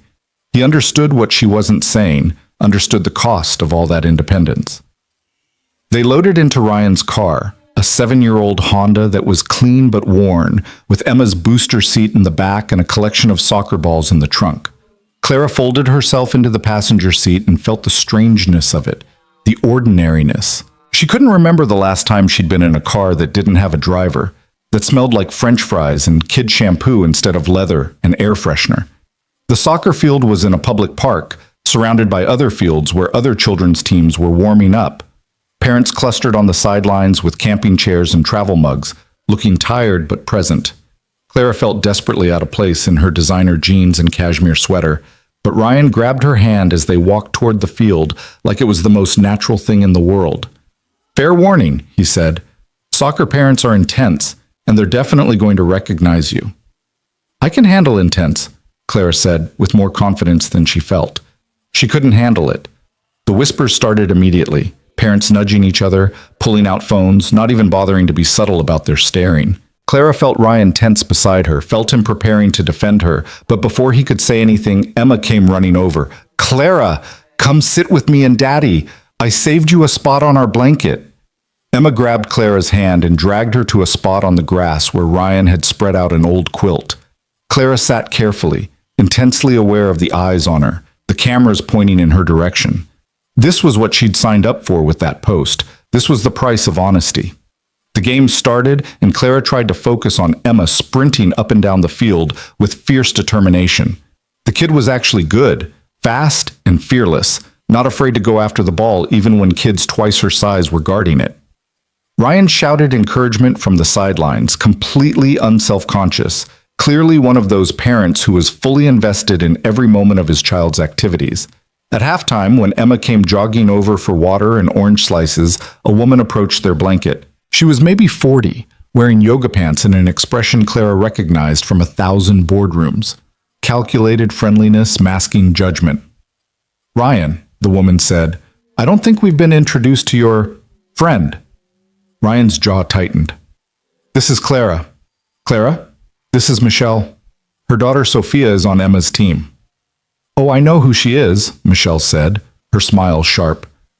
I think everyone knows who she is after last night's post. Very brave of you, Clara. Very modern. Clara had spent 15 years navigating corporate politics. She knew a veiled insult when she heard one.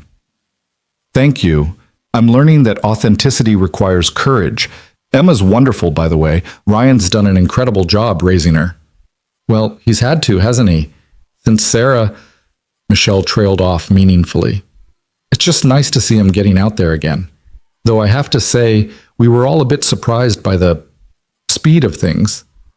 And the circumstances. What circumstances? Emma piped up, looking between the adults with confusion. Ryan put a hand on Emma's shoulder. Nothing, sweetheart. Michelle was just saying hi. You ready to get back out there? Hang on.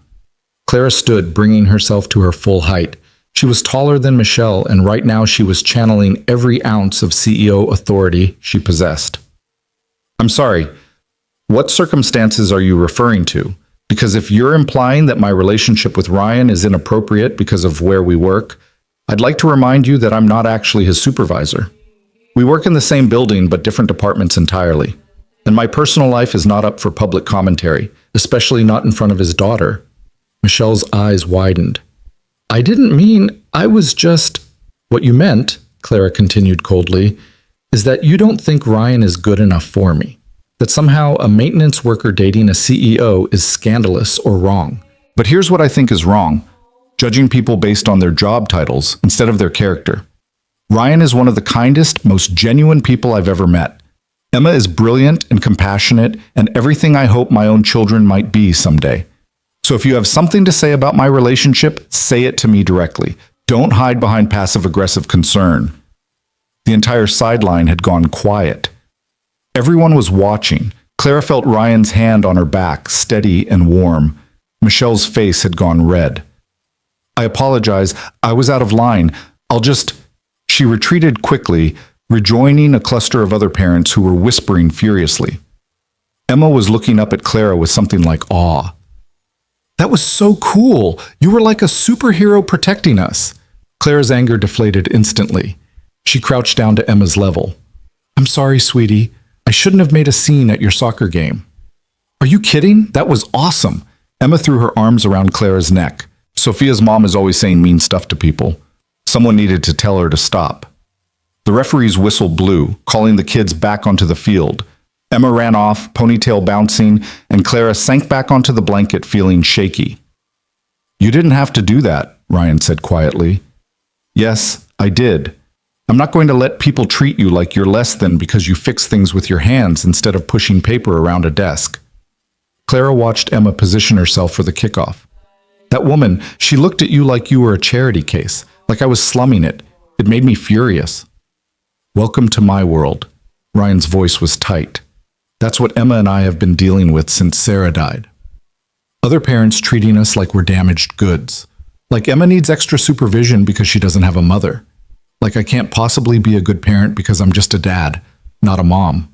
Clara looked at him and saw the old hurt there, the accumulated weight of 1,000 small dismissals and condescensions. How do you stand it? You focus on what matters. Emma knows she's loved. That's what counts. Ryan glanced around at the other parents, most of whom were still stealing glances at them. But I'd be lying if I said it didn't get exhausting. The constant judgment, the assumptions. And now with you... He stopped. Now it's going to be worse, Clara finished, because I'm making you a target. I'm making Emma a target. That's not what I was going to say. Ryan turned to face her fully. I was going to say that now I don't have to face it alone.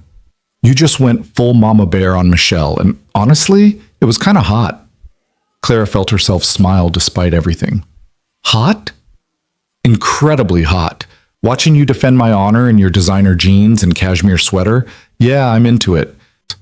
They watched the rest of the game in relative peace, though Clara could feel the weight of attention on them like a physical thing. Emma scored a goal in the final minutes, and Clara found herself on her feet shouting along with Ryan, not caring how she looked or what people thought. This was her life now, messy and public and completely worth it. After the game, Emma was riding high on victory, chattering non-stop about her goal and how Olivia had blocked 3 shots, and how next week they were playing the Wildcats who were undefeated, but Emma thought their team could take them. They stopped for celebratory ice cream, a different shop this time, one where the teenager behind the counter had no idea who Clara was and didn't care. Can we go to the library now? Emma asked around a mouthful of mint chocolate chip. I want to get more books about Mars, and maybe some chapter books. Mrs. Patterson says I'm reading at a 4th grade level. Of course we can, Ryan said. Clara, you still up for this? I know it's probably not how you usually spend your Saturdays. Clara thought about her usual Saturdays, working in her empty penthouse, maybe attending a charity function where she knew no one and cared about nothing.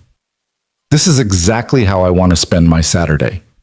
The library was a beautiful old Carnegie building with high ceilings and the particular smell of books that made Clara nostalgic for something she'd never quite had. Emma led them straight to the children's section like she owned the place, which, according to Ryan, she basically did. We're here at least once a week, Ryan explained, settling into a chair while Emma disappeared between the stacks. It's free entertainment and educational. Can't beat that combination.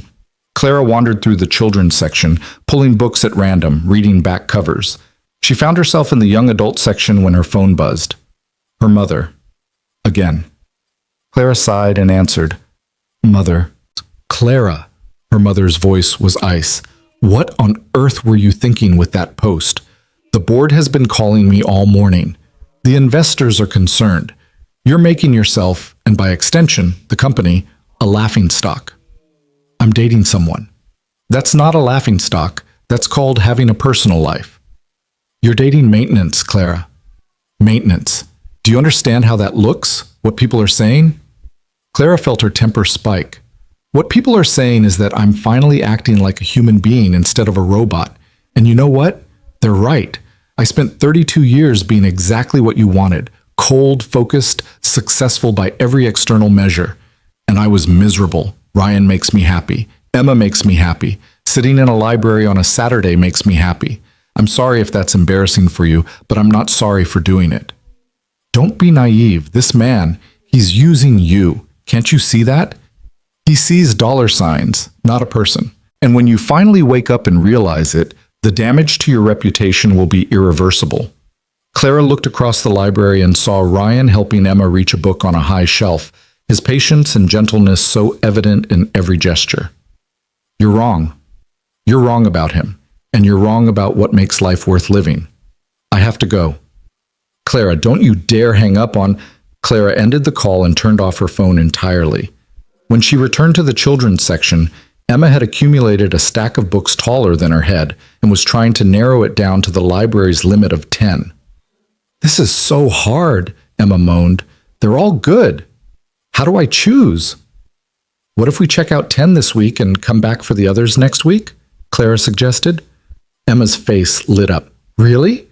You'll come back next week too? If you'll have me. Obviously, we'll have you. Right, Daddy? Ryan smiled at Clara over Emma's head, and in that smile, Clara saw her future, not the perfect, controlled future she'd always imagined, but something messier and more beautiful. Library trips and soccer games and defending the people she loved from small-minded gossip. They checked out Emma's books and walked back to the car, Emma skipping between them, holding both their hands. It felt natural and right, and Clara found herself thinking about the photograph on Emma's nightstand, Ryan and Sarah and baby Emma, a family unit complete and happy before tragedy struck. Can I ask you something? Clara said to Ryan while Emma was buckling herself into her booster seat. Always. Do you think Sarah would approve? Of me, I mean. Of us. Ryan was quiet for a moment, considering the question seriously.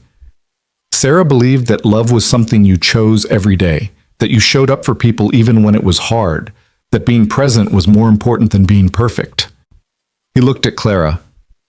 She would have liked you a lot, and she would have been happy that Emma has someone else in her life who treats her like she's extraordinary.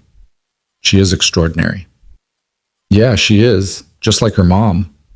Ryan opened the passenger door for Clara. Sarah also believed that life was too short to waste on fear, that we owe it to ourselves and the people we love to be brave. So yeah, I think she'd approve.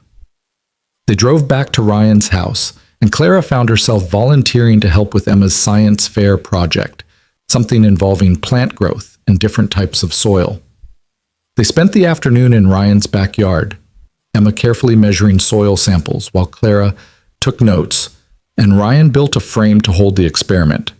It was domestic and ordinary, and Clara loved every second of it. Around 5 p.m., Ryan's phone rang. He glanced at the screen and frowned. It's my brother. I should take this. He stepped inside while Clara and Emma continued working. Emma was chattering about hypotheses and variables when Clara's own phone, which she'd turned back on, started ringing. Unknown number. She almost ignored it, but something made her answer. Ms. Hale? An unfamiliar voice. This is David Chen from the Chicago Tribune. I'm working on a story about your relationship with Ryan Cooper, and I was hoping to get a comment from you. Clara's stomach sank. No comment. Please don't call this number again. Just a few questions. How long have you been seeing Mr. Cooper? Is Hale Industries planning to update its fraternization policy? Are there concerns about... Clara hung up. 2 seconds later, her phone rang again. Different number. She didn't answer, but the voicemail notification popped up immediately. Then another call. And another. Ryan came back outside looking grim. That was Mike. Apparently, reporters have been calling him, calling my neighbors, even going to Emma's school asking questions about us. Clara felt sick. Ryan, I'm so sorry. This is exactly what I was afraid of. They're invading your privacy, Emma's privacy. Hey, Ryan took her hands. We knew this might happen. We talked about this. Talking about it and living it are different things. Clara looked at Emma, who was still happily measuring soil, oblivious to the storm gathering around them. What if they approach her? What if they scare her? Then we deal with it, together. Ryan's voice was firm. I talked to the school. They're aware of the situation and won't let anyone near Emma who isn't authorized. Mike's screening his calls. We're taking precautions. This is insane. We've been dating for less than 2 weeks and it's already a circus. Welcome to dating someone famous, Ryan said with a wry smile. Though I have to say, this is not how I imagined my love life going in my 30s. How did you imagine it? Honestly, I didn't. After Sarah died, I kind of figured that was it for me. One great love per lifetime, you know? I'd focus on Emma and work and that would be enough. He squeezed her hands. But then this terrifying CEO got stuck in my elevator and turned out to be human underneath all that ice. And suddenly, I could imagine a future that wasn't just survival. An actual future with possibility in it. Clara felt tears sting her eyes. I don't want to ruin that future before it even starts. I don't want Emma to be hurt because of me. Clara. Emma's voice made them both turn. The little girl was standing there, dirt on her hands and concern in her eyes. Are you crying? What's wrong? Clara wiped her eyes quickly. Nothing, sweetheart. I'm fine. You're not fine. You're sad. Emma walked over and put her small, dirty hands on Clara's cheeks. Did someone say mean things to you? Like Sophia's mom? Sort of. Some people don't understand why your dad and I like each other. They're asking a lot of questions and it's making things complicated. Emma frowned, thinking hard. Daddy says complicated is just another word for things that take more effort. And he says anything worth having is worth effort. Are you worth effort, Clara? The question, asked with such innocent directness, made Clara laugh through her tears. I hope so. Are you? Obviously, I'm awesome. Emma said it without a trace of arrogance, just stating a fact. So if we're both worth effort, then the complicated stuff doesn't matter. We just keep trying, right, Daddy? Ryan picked Emma up, dirt and all, and hugged her. Right. When did you get so smart? I've always been smart. You just don't always notice because you're busy being a grown-up. That evening, after Emma had been fed and bathed and read to and tucked in, a process that took nearly 2 hours and involved 3 more books, 4 glasses of water, and 6 different reasons why she couldn't possibly go to sleep yet, Clara and Ryan finally collapsed on the couch together. Is bedtime always that complicated? Clara asked. That was actually pretty smooth. Wait until she's overtired. Then it's like negotiating with a tiny terrorist who controls nothing but refuses to surrender. Clara laughed and leaned into Ryan's side, feeling his arm come around her shoulders. On the TV, some mindless sitcom played on mute.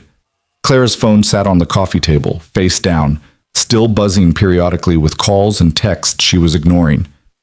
I need to deal with the board, Clara said quietly. They're going to call an emergency meeting, demand explanations, possibly try to force me out. Can they do that?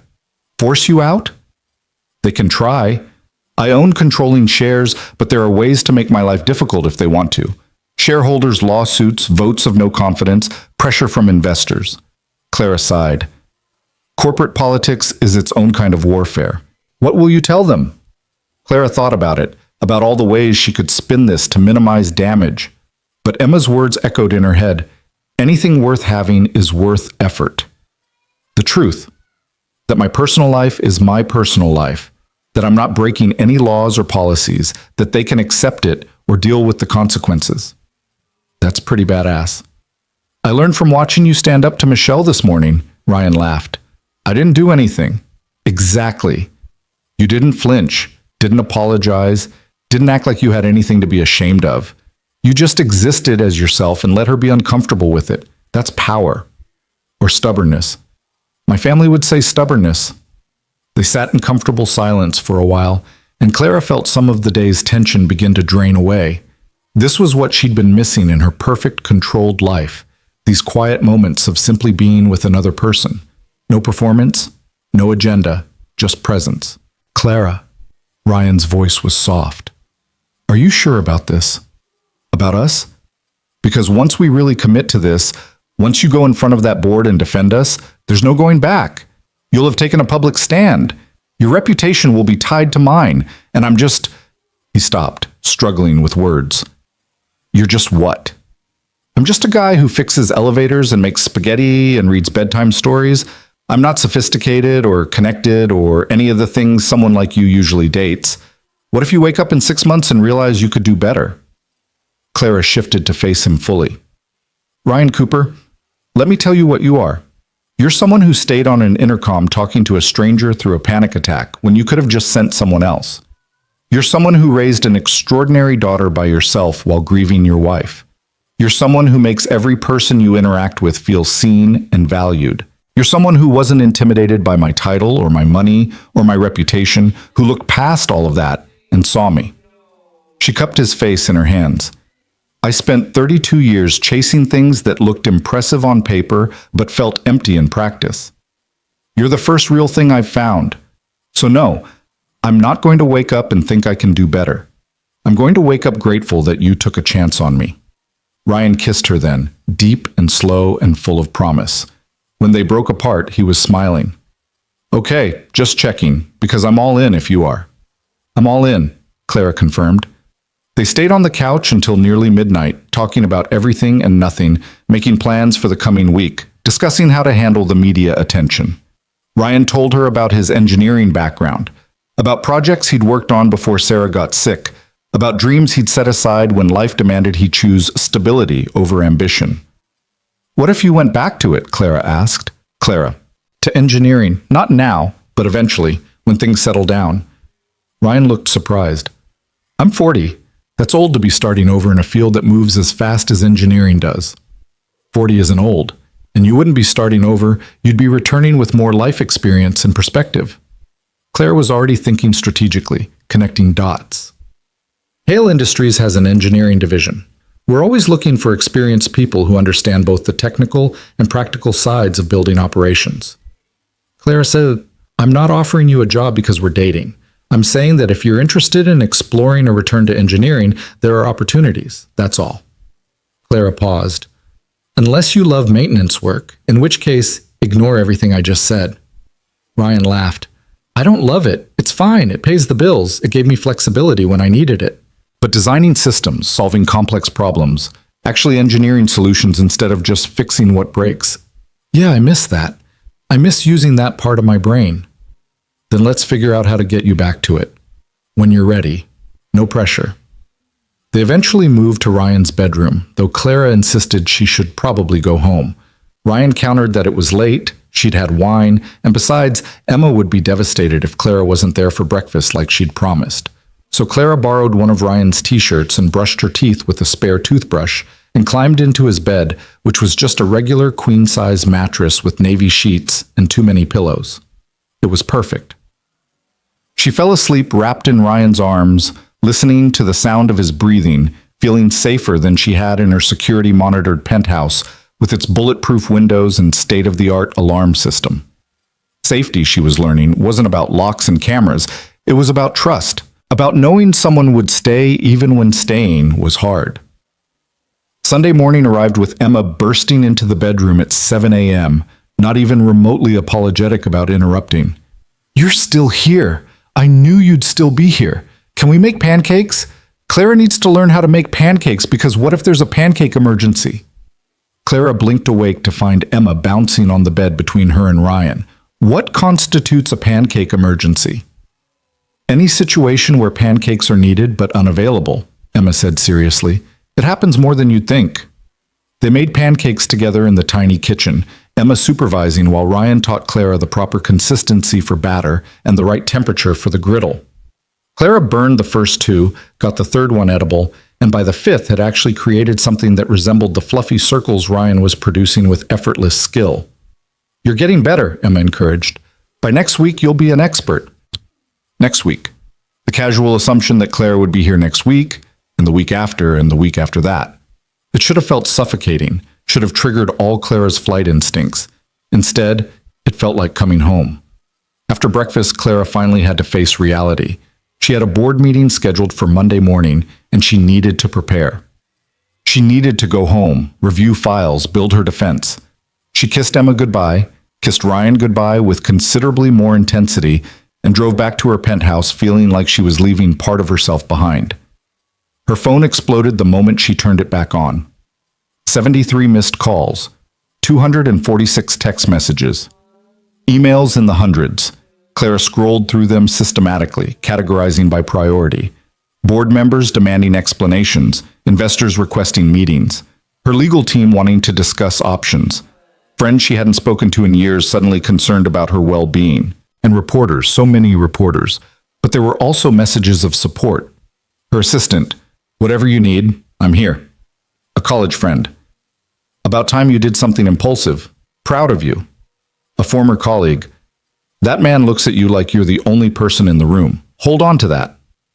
Clara spent Sunday evening preparing for war. She pulled out every regulation, every policy, every precedent that might be relevant. She reviewed her contract, her shareholder agreements, her rights and obligations as CEO. She built her argument like she was preparing for the most important presentation of her life. Because in many ways, she was. She was fighting for the right to be human, the right to love someone without asking permission, the right to choose connection over optics. By the time she went to bed Sunday night, Clara was ready. She'd chosen her armor, a charcoal gray suit that meant business, her highest heels, her coldest ice queen expression. She'd fight fire with ice, the way she always had. But this time, she was fighting for something that actually mattered. Monday morning came sharp and cold, the kind of Chicago morning that felt like the city itself was preparing for battle. Clara arrived at Hale Industries at 6:30, 2 hours before the emergency board meeting, and took the stairs to her office. She couldn't bring herself to use the elevator. Not today, not when she needed every ounce of strength and clarity. Besides, the stairwell held no memories of panic attacks or rescue, or the moment her carefully controlled life had started unraveling in the best possible way. Her assistant was already at her desk, looking exhausted but determined. "Miss Hale, I've prepared the files you requested. The board members started arriving 20 minutes ago. They're waiting in conference room A." "Let them wait," Clara said. "I'll be there at 8:30 as scheduled. Has anyone from maintenance tried to contact me?" Her assistant hesitated. "Mr. Cooper called earlier, around 6. He said..." She consulted her notes.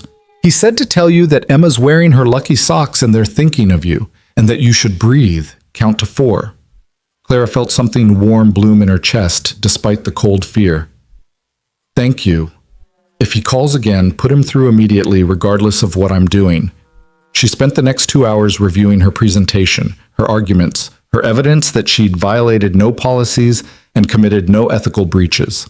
The facts were on her side. But Clara had been in corporate America long enough to know that facts mattered less than optics, and optics mattered less than power. This meeting would be about who controlled the narrative, who could afford to blink first, who had the most to lose. At 8:25, Clara stood, straightened her suit jacket, and walked toward the conference room. Her heels clicked against the marble floors with the precise rhythm of a countdown. She was the Ice Queen again, armored and untouchable, but this time she was fighting for something that made the armor feel less like protection and more like costume. The board was assembled when she entered, 12 people who'd helped build Hale Industries into what it was, who'd trusted her vision and benefited from her ruthless efficiency. Her mother sat at the far end of the table, her expression carved from stone. The lead investor, Marcus Webb, sat at the opposite end, his fingers steepled in front of him like a judge preparing to deliver a sentence. Clara took her seat at the head of the table and met each person's eyes in turn. "Good morning. I appreciate you all coming on such short notice. I understand you have concerns about my recent social media post and the publicity surrounding my personal life. I'm here to address those concerns directly." Marcus cleared his throat. "Clara, I think we can dispense with the formalities. We've all seen the photos, read the articles, watched your relationship become tabloid fodder. The question is simple. What were you thinking?" "I was thinking," Clara said calmly, "that I'm entitled to a personal life. That dating someone who works in the same building as me, but not in my chain of command, not in any capacity that creates conflict of interest, is not a violation of company policy or ethical standards. It's a violation of common sense, her mother said sharply. You're dating maintenance, Clara. Maintenance. Do you understand how that makes this company look? How it makes you look? It makes me look human. Like someone who values character over credentials. Like someone who understands that a person's worth isn't determined by their job title. Clara kept her voice level, professional. I've reviewed every relevant policy. I've consulted with our legal team. There are no grounds for disciplinary action here. Legal grounds aren't the issue, Marcus interjected. The issue is perception, investor confidence, brand integrity. You're the face of this company, Clara. Your reputation is inextricably linked to Hale Industries' reputation. And right now you're being portrayed as a CEO who's lost her objectivity, who's prioritizing a personal relationship over professional judgment. Based on what evidence? Clara pulled out a folder. Let me share some data with you. Since my social media post Friday night, Hale Industries stock has actually risen 3%. Our website traffic is up 47%. We've received inquiries from 12 potential corporate clients who specifically mentioned being impressed by a CEO who values work-life balance and authentic leadership. The press has been mixed, yes, but the actual business metrics suggest this is helping rather than hurting us. She passed around copies of the data she'd compiled. Furthermore, I'd like to point out that in the 7 years I've been CEO, I've increased company valuation by 312%. I've expanded into 4 new markets. I've improved employee retention by 60% and customer satisfaction by 42%. My personal life has never interfered with my professional performance, and it won't start now. One of the board members, Patricia Chen, spoke up. No one's questioning your track record, Clara, but you have to admit the optics are problematic. Dating someone from such a different socioeconomic background, someone with a child, it raises questions about your judgment, your priorities. What it raises, Clara said, her voice hardening, are questions about our collective biases. Tell me, Patricia, if I were dating a male CEO, would we be having this conversation? If I were a male CEO dating my assistant, would anyone care? We both know the answer. This is about class prejudice and sexist double standards, not about my judgment or priorities. That's not fair, Marcus protested. Isn't it? Let me ask you all something. Clara stood, commanding the room. How many of you know the names of the people who clean your offices, who maintain the buildings where you work, who fix the systems that keep your comfortable lives running? How many of you have ever looked at those people and seen them as fully human, as worthy of respect and consideration? The silence was deafening. Ryan Cooper is a former mechanical engineer who left his career to care for his dying wife and raise his daughter. He's brilliant, capable, and has more integrity in his smallest finger than most people in this room have in their entire bodies. The fact that he currently works in maintenance doesn't diminish his value as a person. And the fact that you all think it does says far more about you than it does about me. Her mother stood abruptly. How dare you lecture us about values? I raised you better than this, Clara. I taught you that success requires sacrifice, that emotional entanglement is a liability, that being alone and miserable is somehow noble, Clara interrupted. You taught me to be afraid, Mother, to protect myself by never letting anyone close. You taught me that love was weakness and vulnerability was failure. And you know what? I'm done learning those lessons. They didn't make me strong, they made me empty. Her mother's face went pale, then red. You ungrateful. After everything I sacrificed, everything I did to prepare you for this role. You didn't prepare me for this role.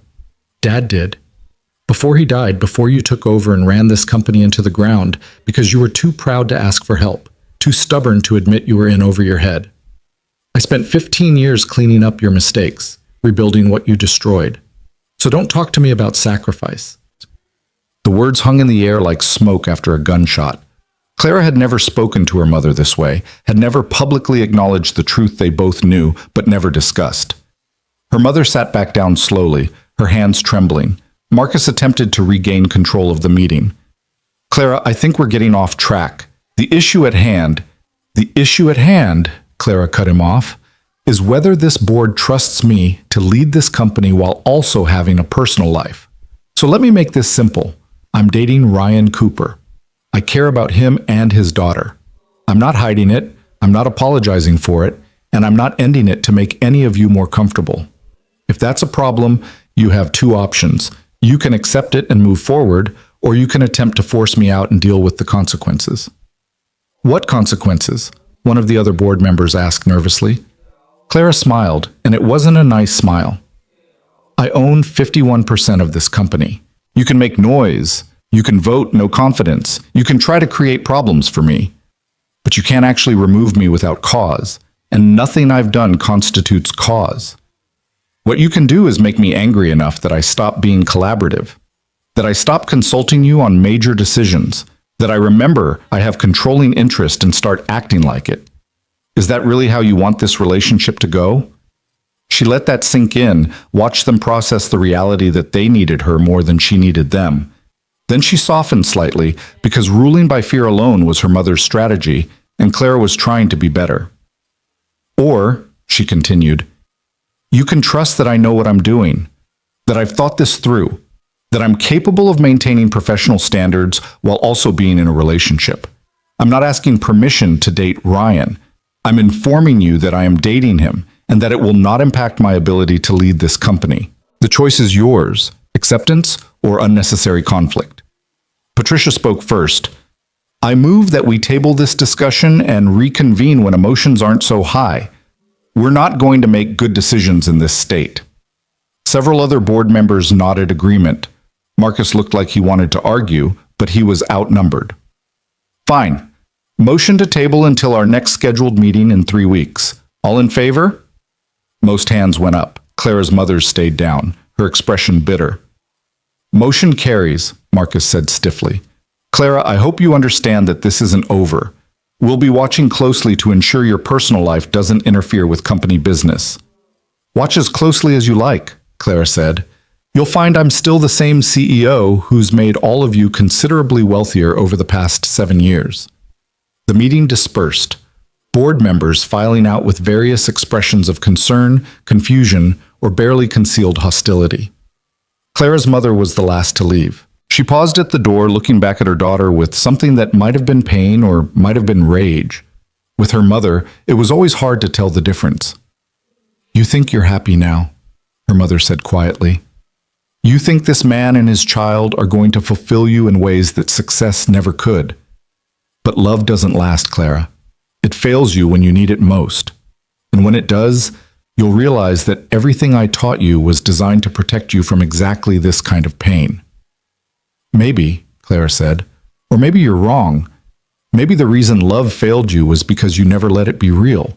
You never let Dad all the way in, never let yourself be vulnerable enough to actually connect.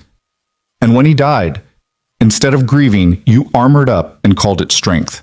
That's not protection, Mother. That's prison. Her mother left without another word, and Clara was finally alone in the conference room.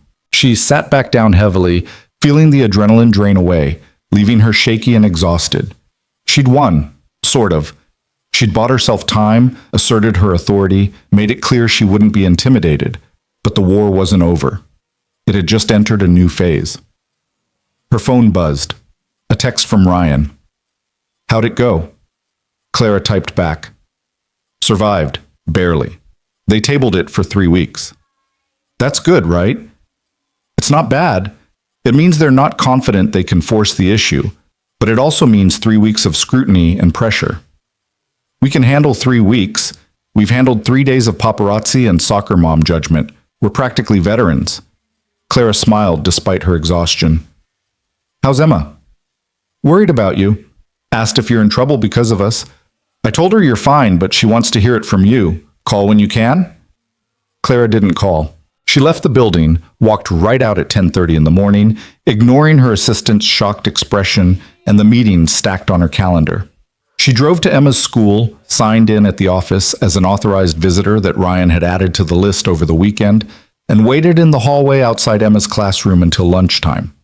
When Emma emerged with her classmates, headed toward the cafeteria, she saw Clara and her face lit up like the sun.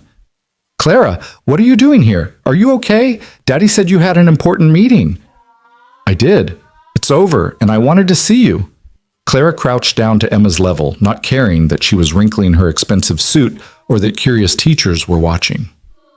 I wanted to make sure you knew that everything's fine, that you and your dad are not trouble. You're the best thing that's happened to me in a very long time.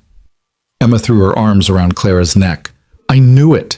I told Olivia you weren't going anywhere. She said her mom said you'd probably leave when things got hard, but I said you're not like that. You're brave. Like an astronaut. Clara held this small person who believed in her despite every reason not to, who trusted her with the casual confidence of a child who'd been loved well. Thank you for believing in me.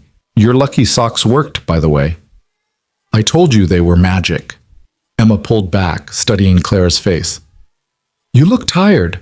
Did the meeting make you tired? Very tired, but seeing you makes me feel better. Then you should see me more. Maybe you could come to my school concert next week? We're singing songs about spring. I have a solo. Well, it's only 2 lines, but Mrs. Patterson says 2 lines with confidence is better than 10 lines with mumbling. I would love to come to your concert. Text me the details? Emma giggled. I don't have a phone. I'm 6. But Daddy will text you. Clara hugged her once more, then stood and let Emma return to her friends and her normal 6-year-old life. She walked back to her car feeling lighter than she had in hours. The board could scrutinize. Her mother could disapprove. The press could speculate. But Emma believed in her, Ryan believed in her, and increasingly, Clara was starting to believe in herself, not as the Ice Queen CEO, but as a person capable of connection and love, and showing up even when it was hard.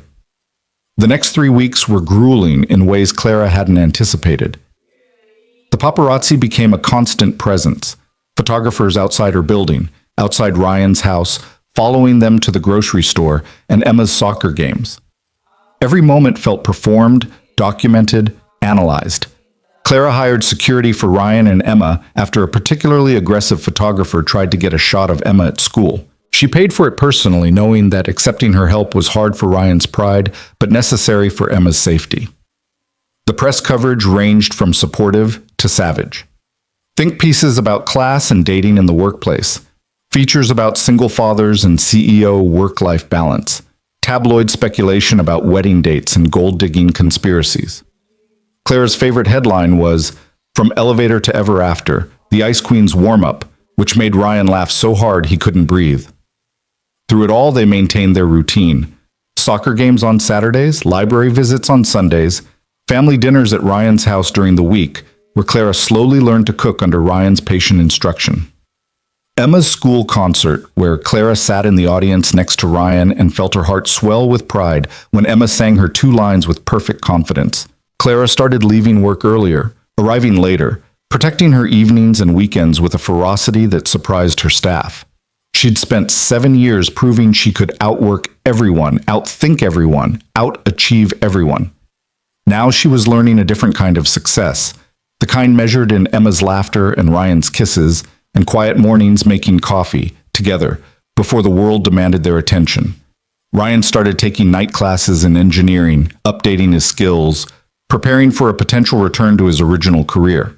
Clara pulled strings to get him into an accelerated program, then felt guilty about it until Ryan pointed out that using privilege to help people she loved wasn't wrong. It was just sensible.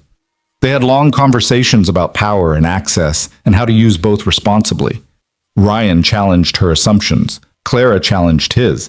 They grew together in ways that surprised them both. Emma started calling Clara my moon lady instead of just Clara, which then evolved into my Clara, and eventually, hesitantly, my Clara mom, said so quietly that Clara almost missed it the first time. Is that okay? Emma asked anxiously. I know you're not my real mom, but you're kind of like a mom. You come to my games and help with homework and teach me about business stuff, and you love Daddy, I can tell. So maybe you could be my Clara mom? Unless that's weird. Olivia says it's weird, but Olivia says everything is weird. Clara pulled Emma onto her lap, this child who'd somehow become hers despite biology and law and every conventional definition of family. That's not weird, that's wonderful. I would be honored to be your Clara mom. Good. Because I already told my teacher you were going to be at parent-teacher conferences next week, and it would be embarrassing if you weren't. Ryan, overhearing this exchange, just shook his head and grinned. She's manipulative. She gets that from you. She gets that from being smart enough to recognize when adults need a push, Clara corrected. The second board meeting arrived 3 weeks later, and Clara walked in with the same armor but different energy.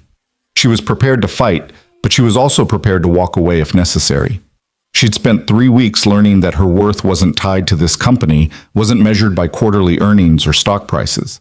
She was worth something because Emma thought she was worth something, because Ryan chose her every day, because she was finally learning to be fully human instead of just efficiently successful.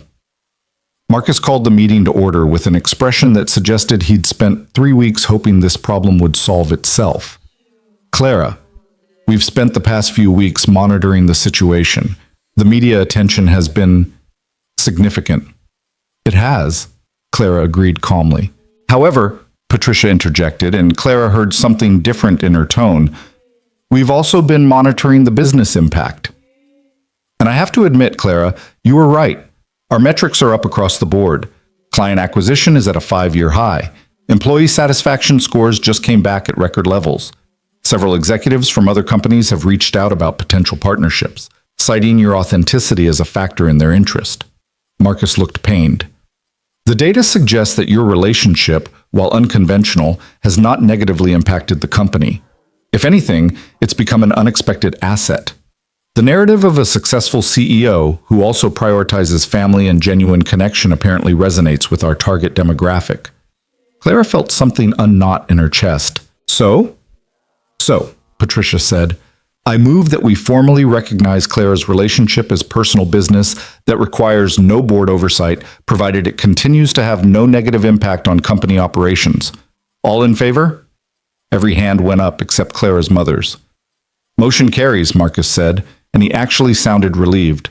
Clara, you're free to continue your relationship without board interference. We trust your judgment. God help us all. That last bit was said with enough dry humor that Clara actually laughed. Thank you. I appreciate the vote of confidence. And for what it's worth, I never intended for my personal life to become a public spectacle. I just wanted to be happy. Are you? Her mother asked suddenly. Happy? Or are you just infatuated with the novelty of slumming? Every board member shifted uncomfortably. Clara looked at her mother and saw, beneath the bitterness, something that might have been genuine curiosity, or fear, or longing for something she'd convinced herself didn't exist. I'm happy, Clara said simply. Happier than I've ever been. Ryan and Emma make me want to be better, not more successful, but better, kinder, more present, more real. That's not infatuation. That's growth. Her mother looked away. I hope you're right. For your sake. The meeting adjourned, and Clara returned to her office feeling lighter than she had in months. She'd won. She'd protected her right to her own life, her own choices, her own happiness, and she'd done it without sacrificing her integrity or her relationship. She called Ryan immediately.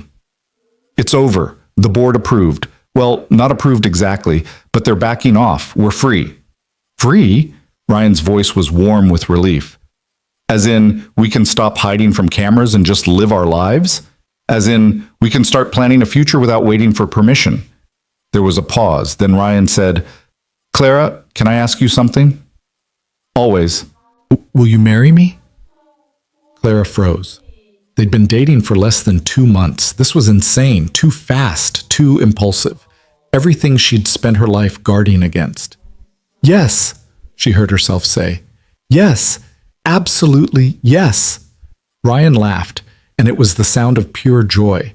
I know it's fast. I know we're probably crazy, but Emma and I talked about it, and we both agree. When you know, you know. And we know. We want you.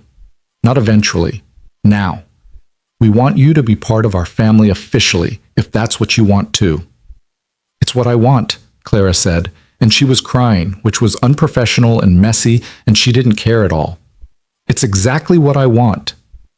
Then let's do it. Small ceremony, just us and the people who matter. Emma can be the flower girl. She's already planning her outfit, by the way, even though I didn't tell her I was going to propose today. She said she had a feeling. That kid is terrifying.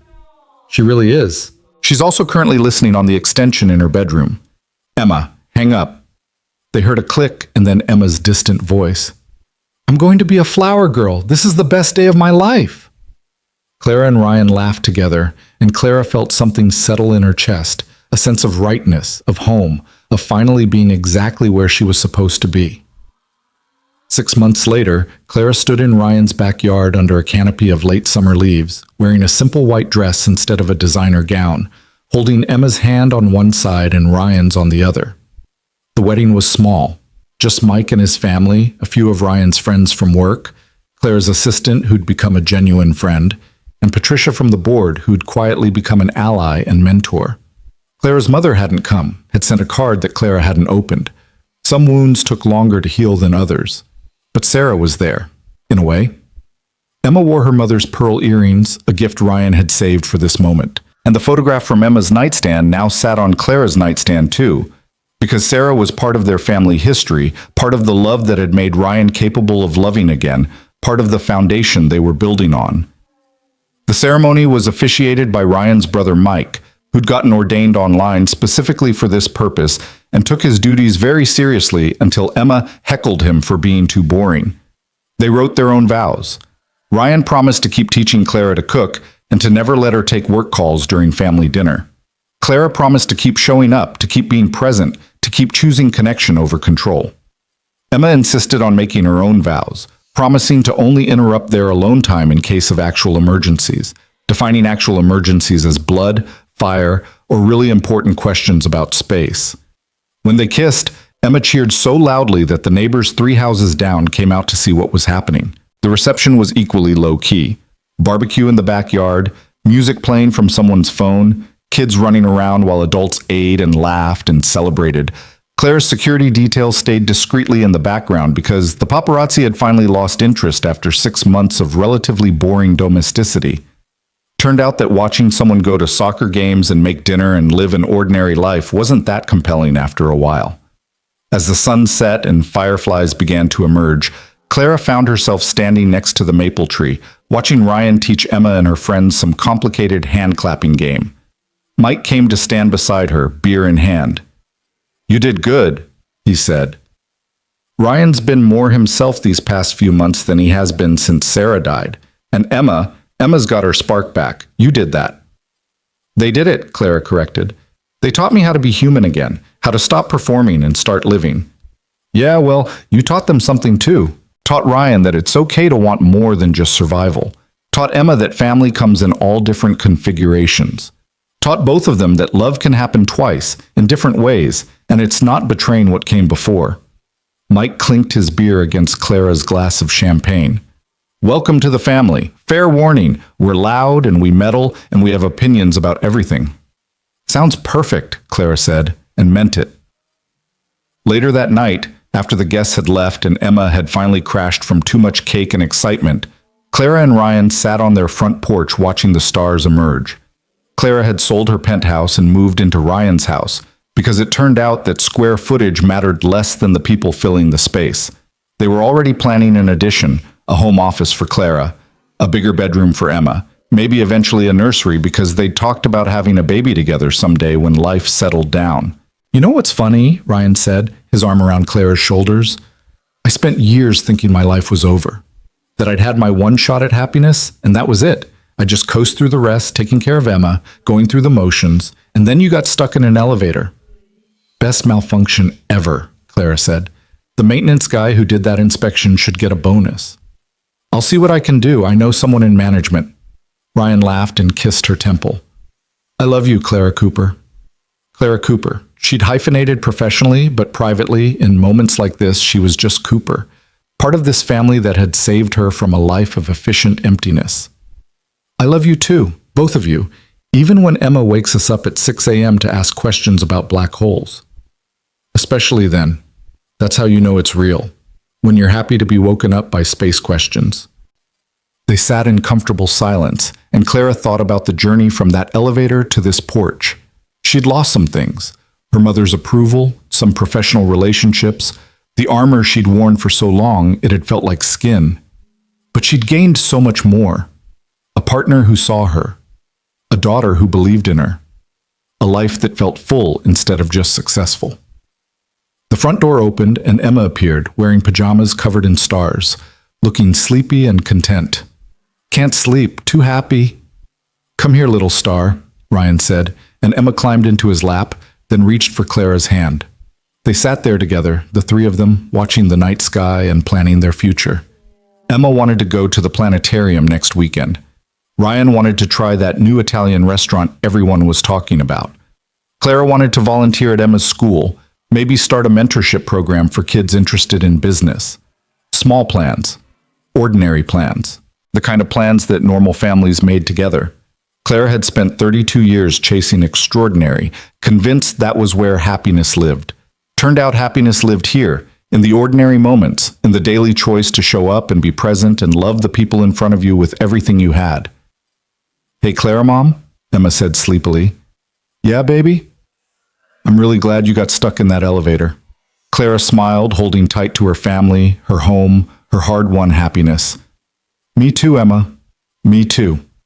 And somewhere in the city, an elevator continued its routine journey up and down a glass tower, carrying strangers who didn't know they were one malfunction away from their whole lives changing. Claire hoped they'd be as lucky as she'd been. Lucky enough to panic, lucky enough to be rescued, lucky enough to realize that sometimes you have to get stuck before you can be free. The Ice Queen had finally melted, and what remained was something infinitely better. A woman who knew how to love, how to be loved, and how to build a life that mattered not because it looked impressive on paper, but because it felt real in her heart. A woman who'd learned that true success wasn't about what you achieved, but about who you became in the pursuit.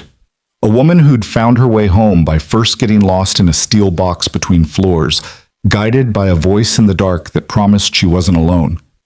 She never would be again.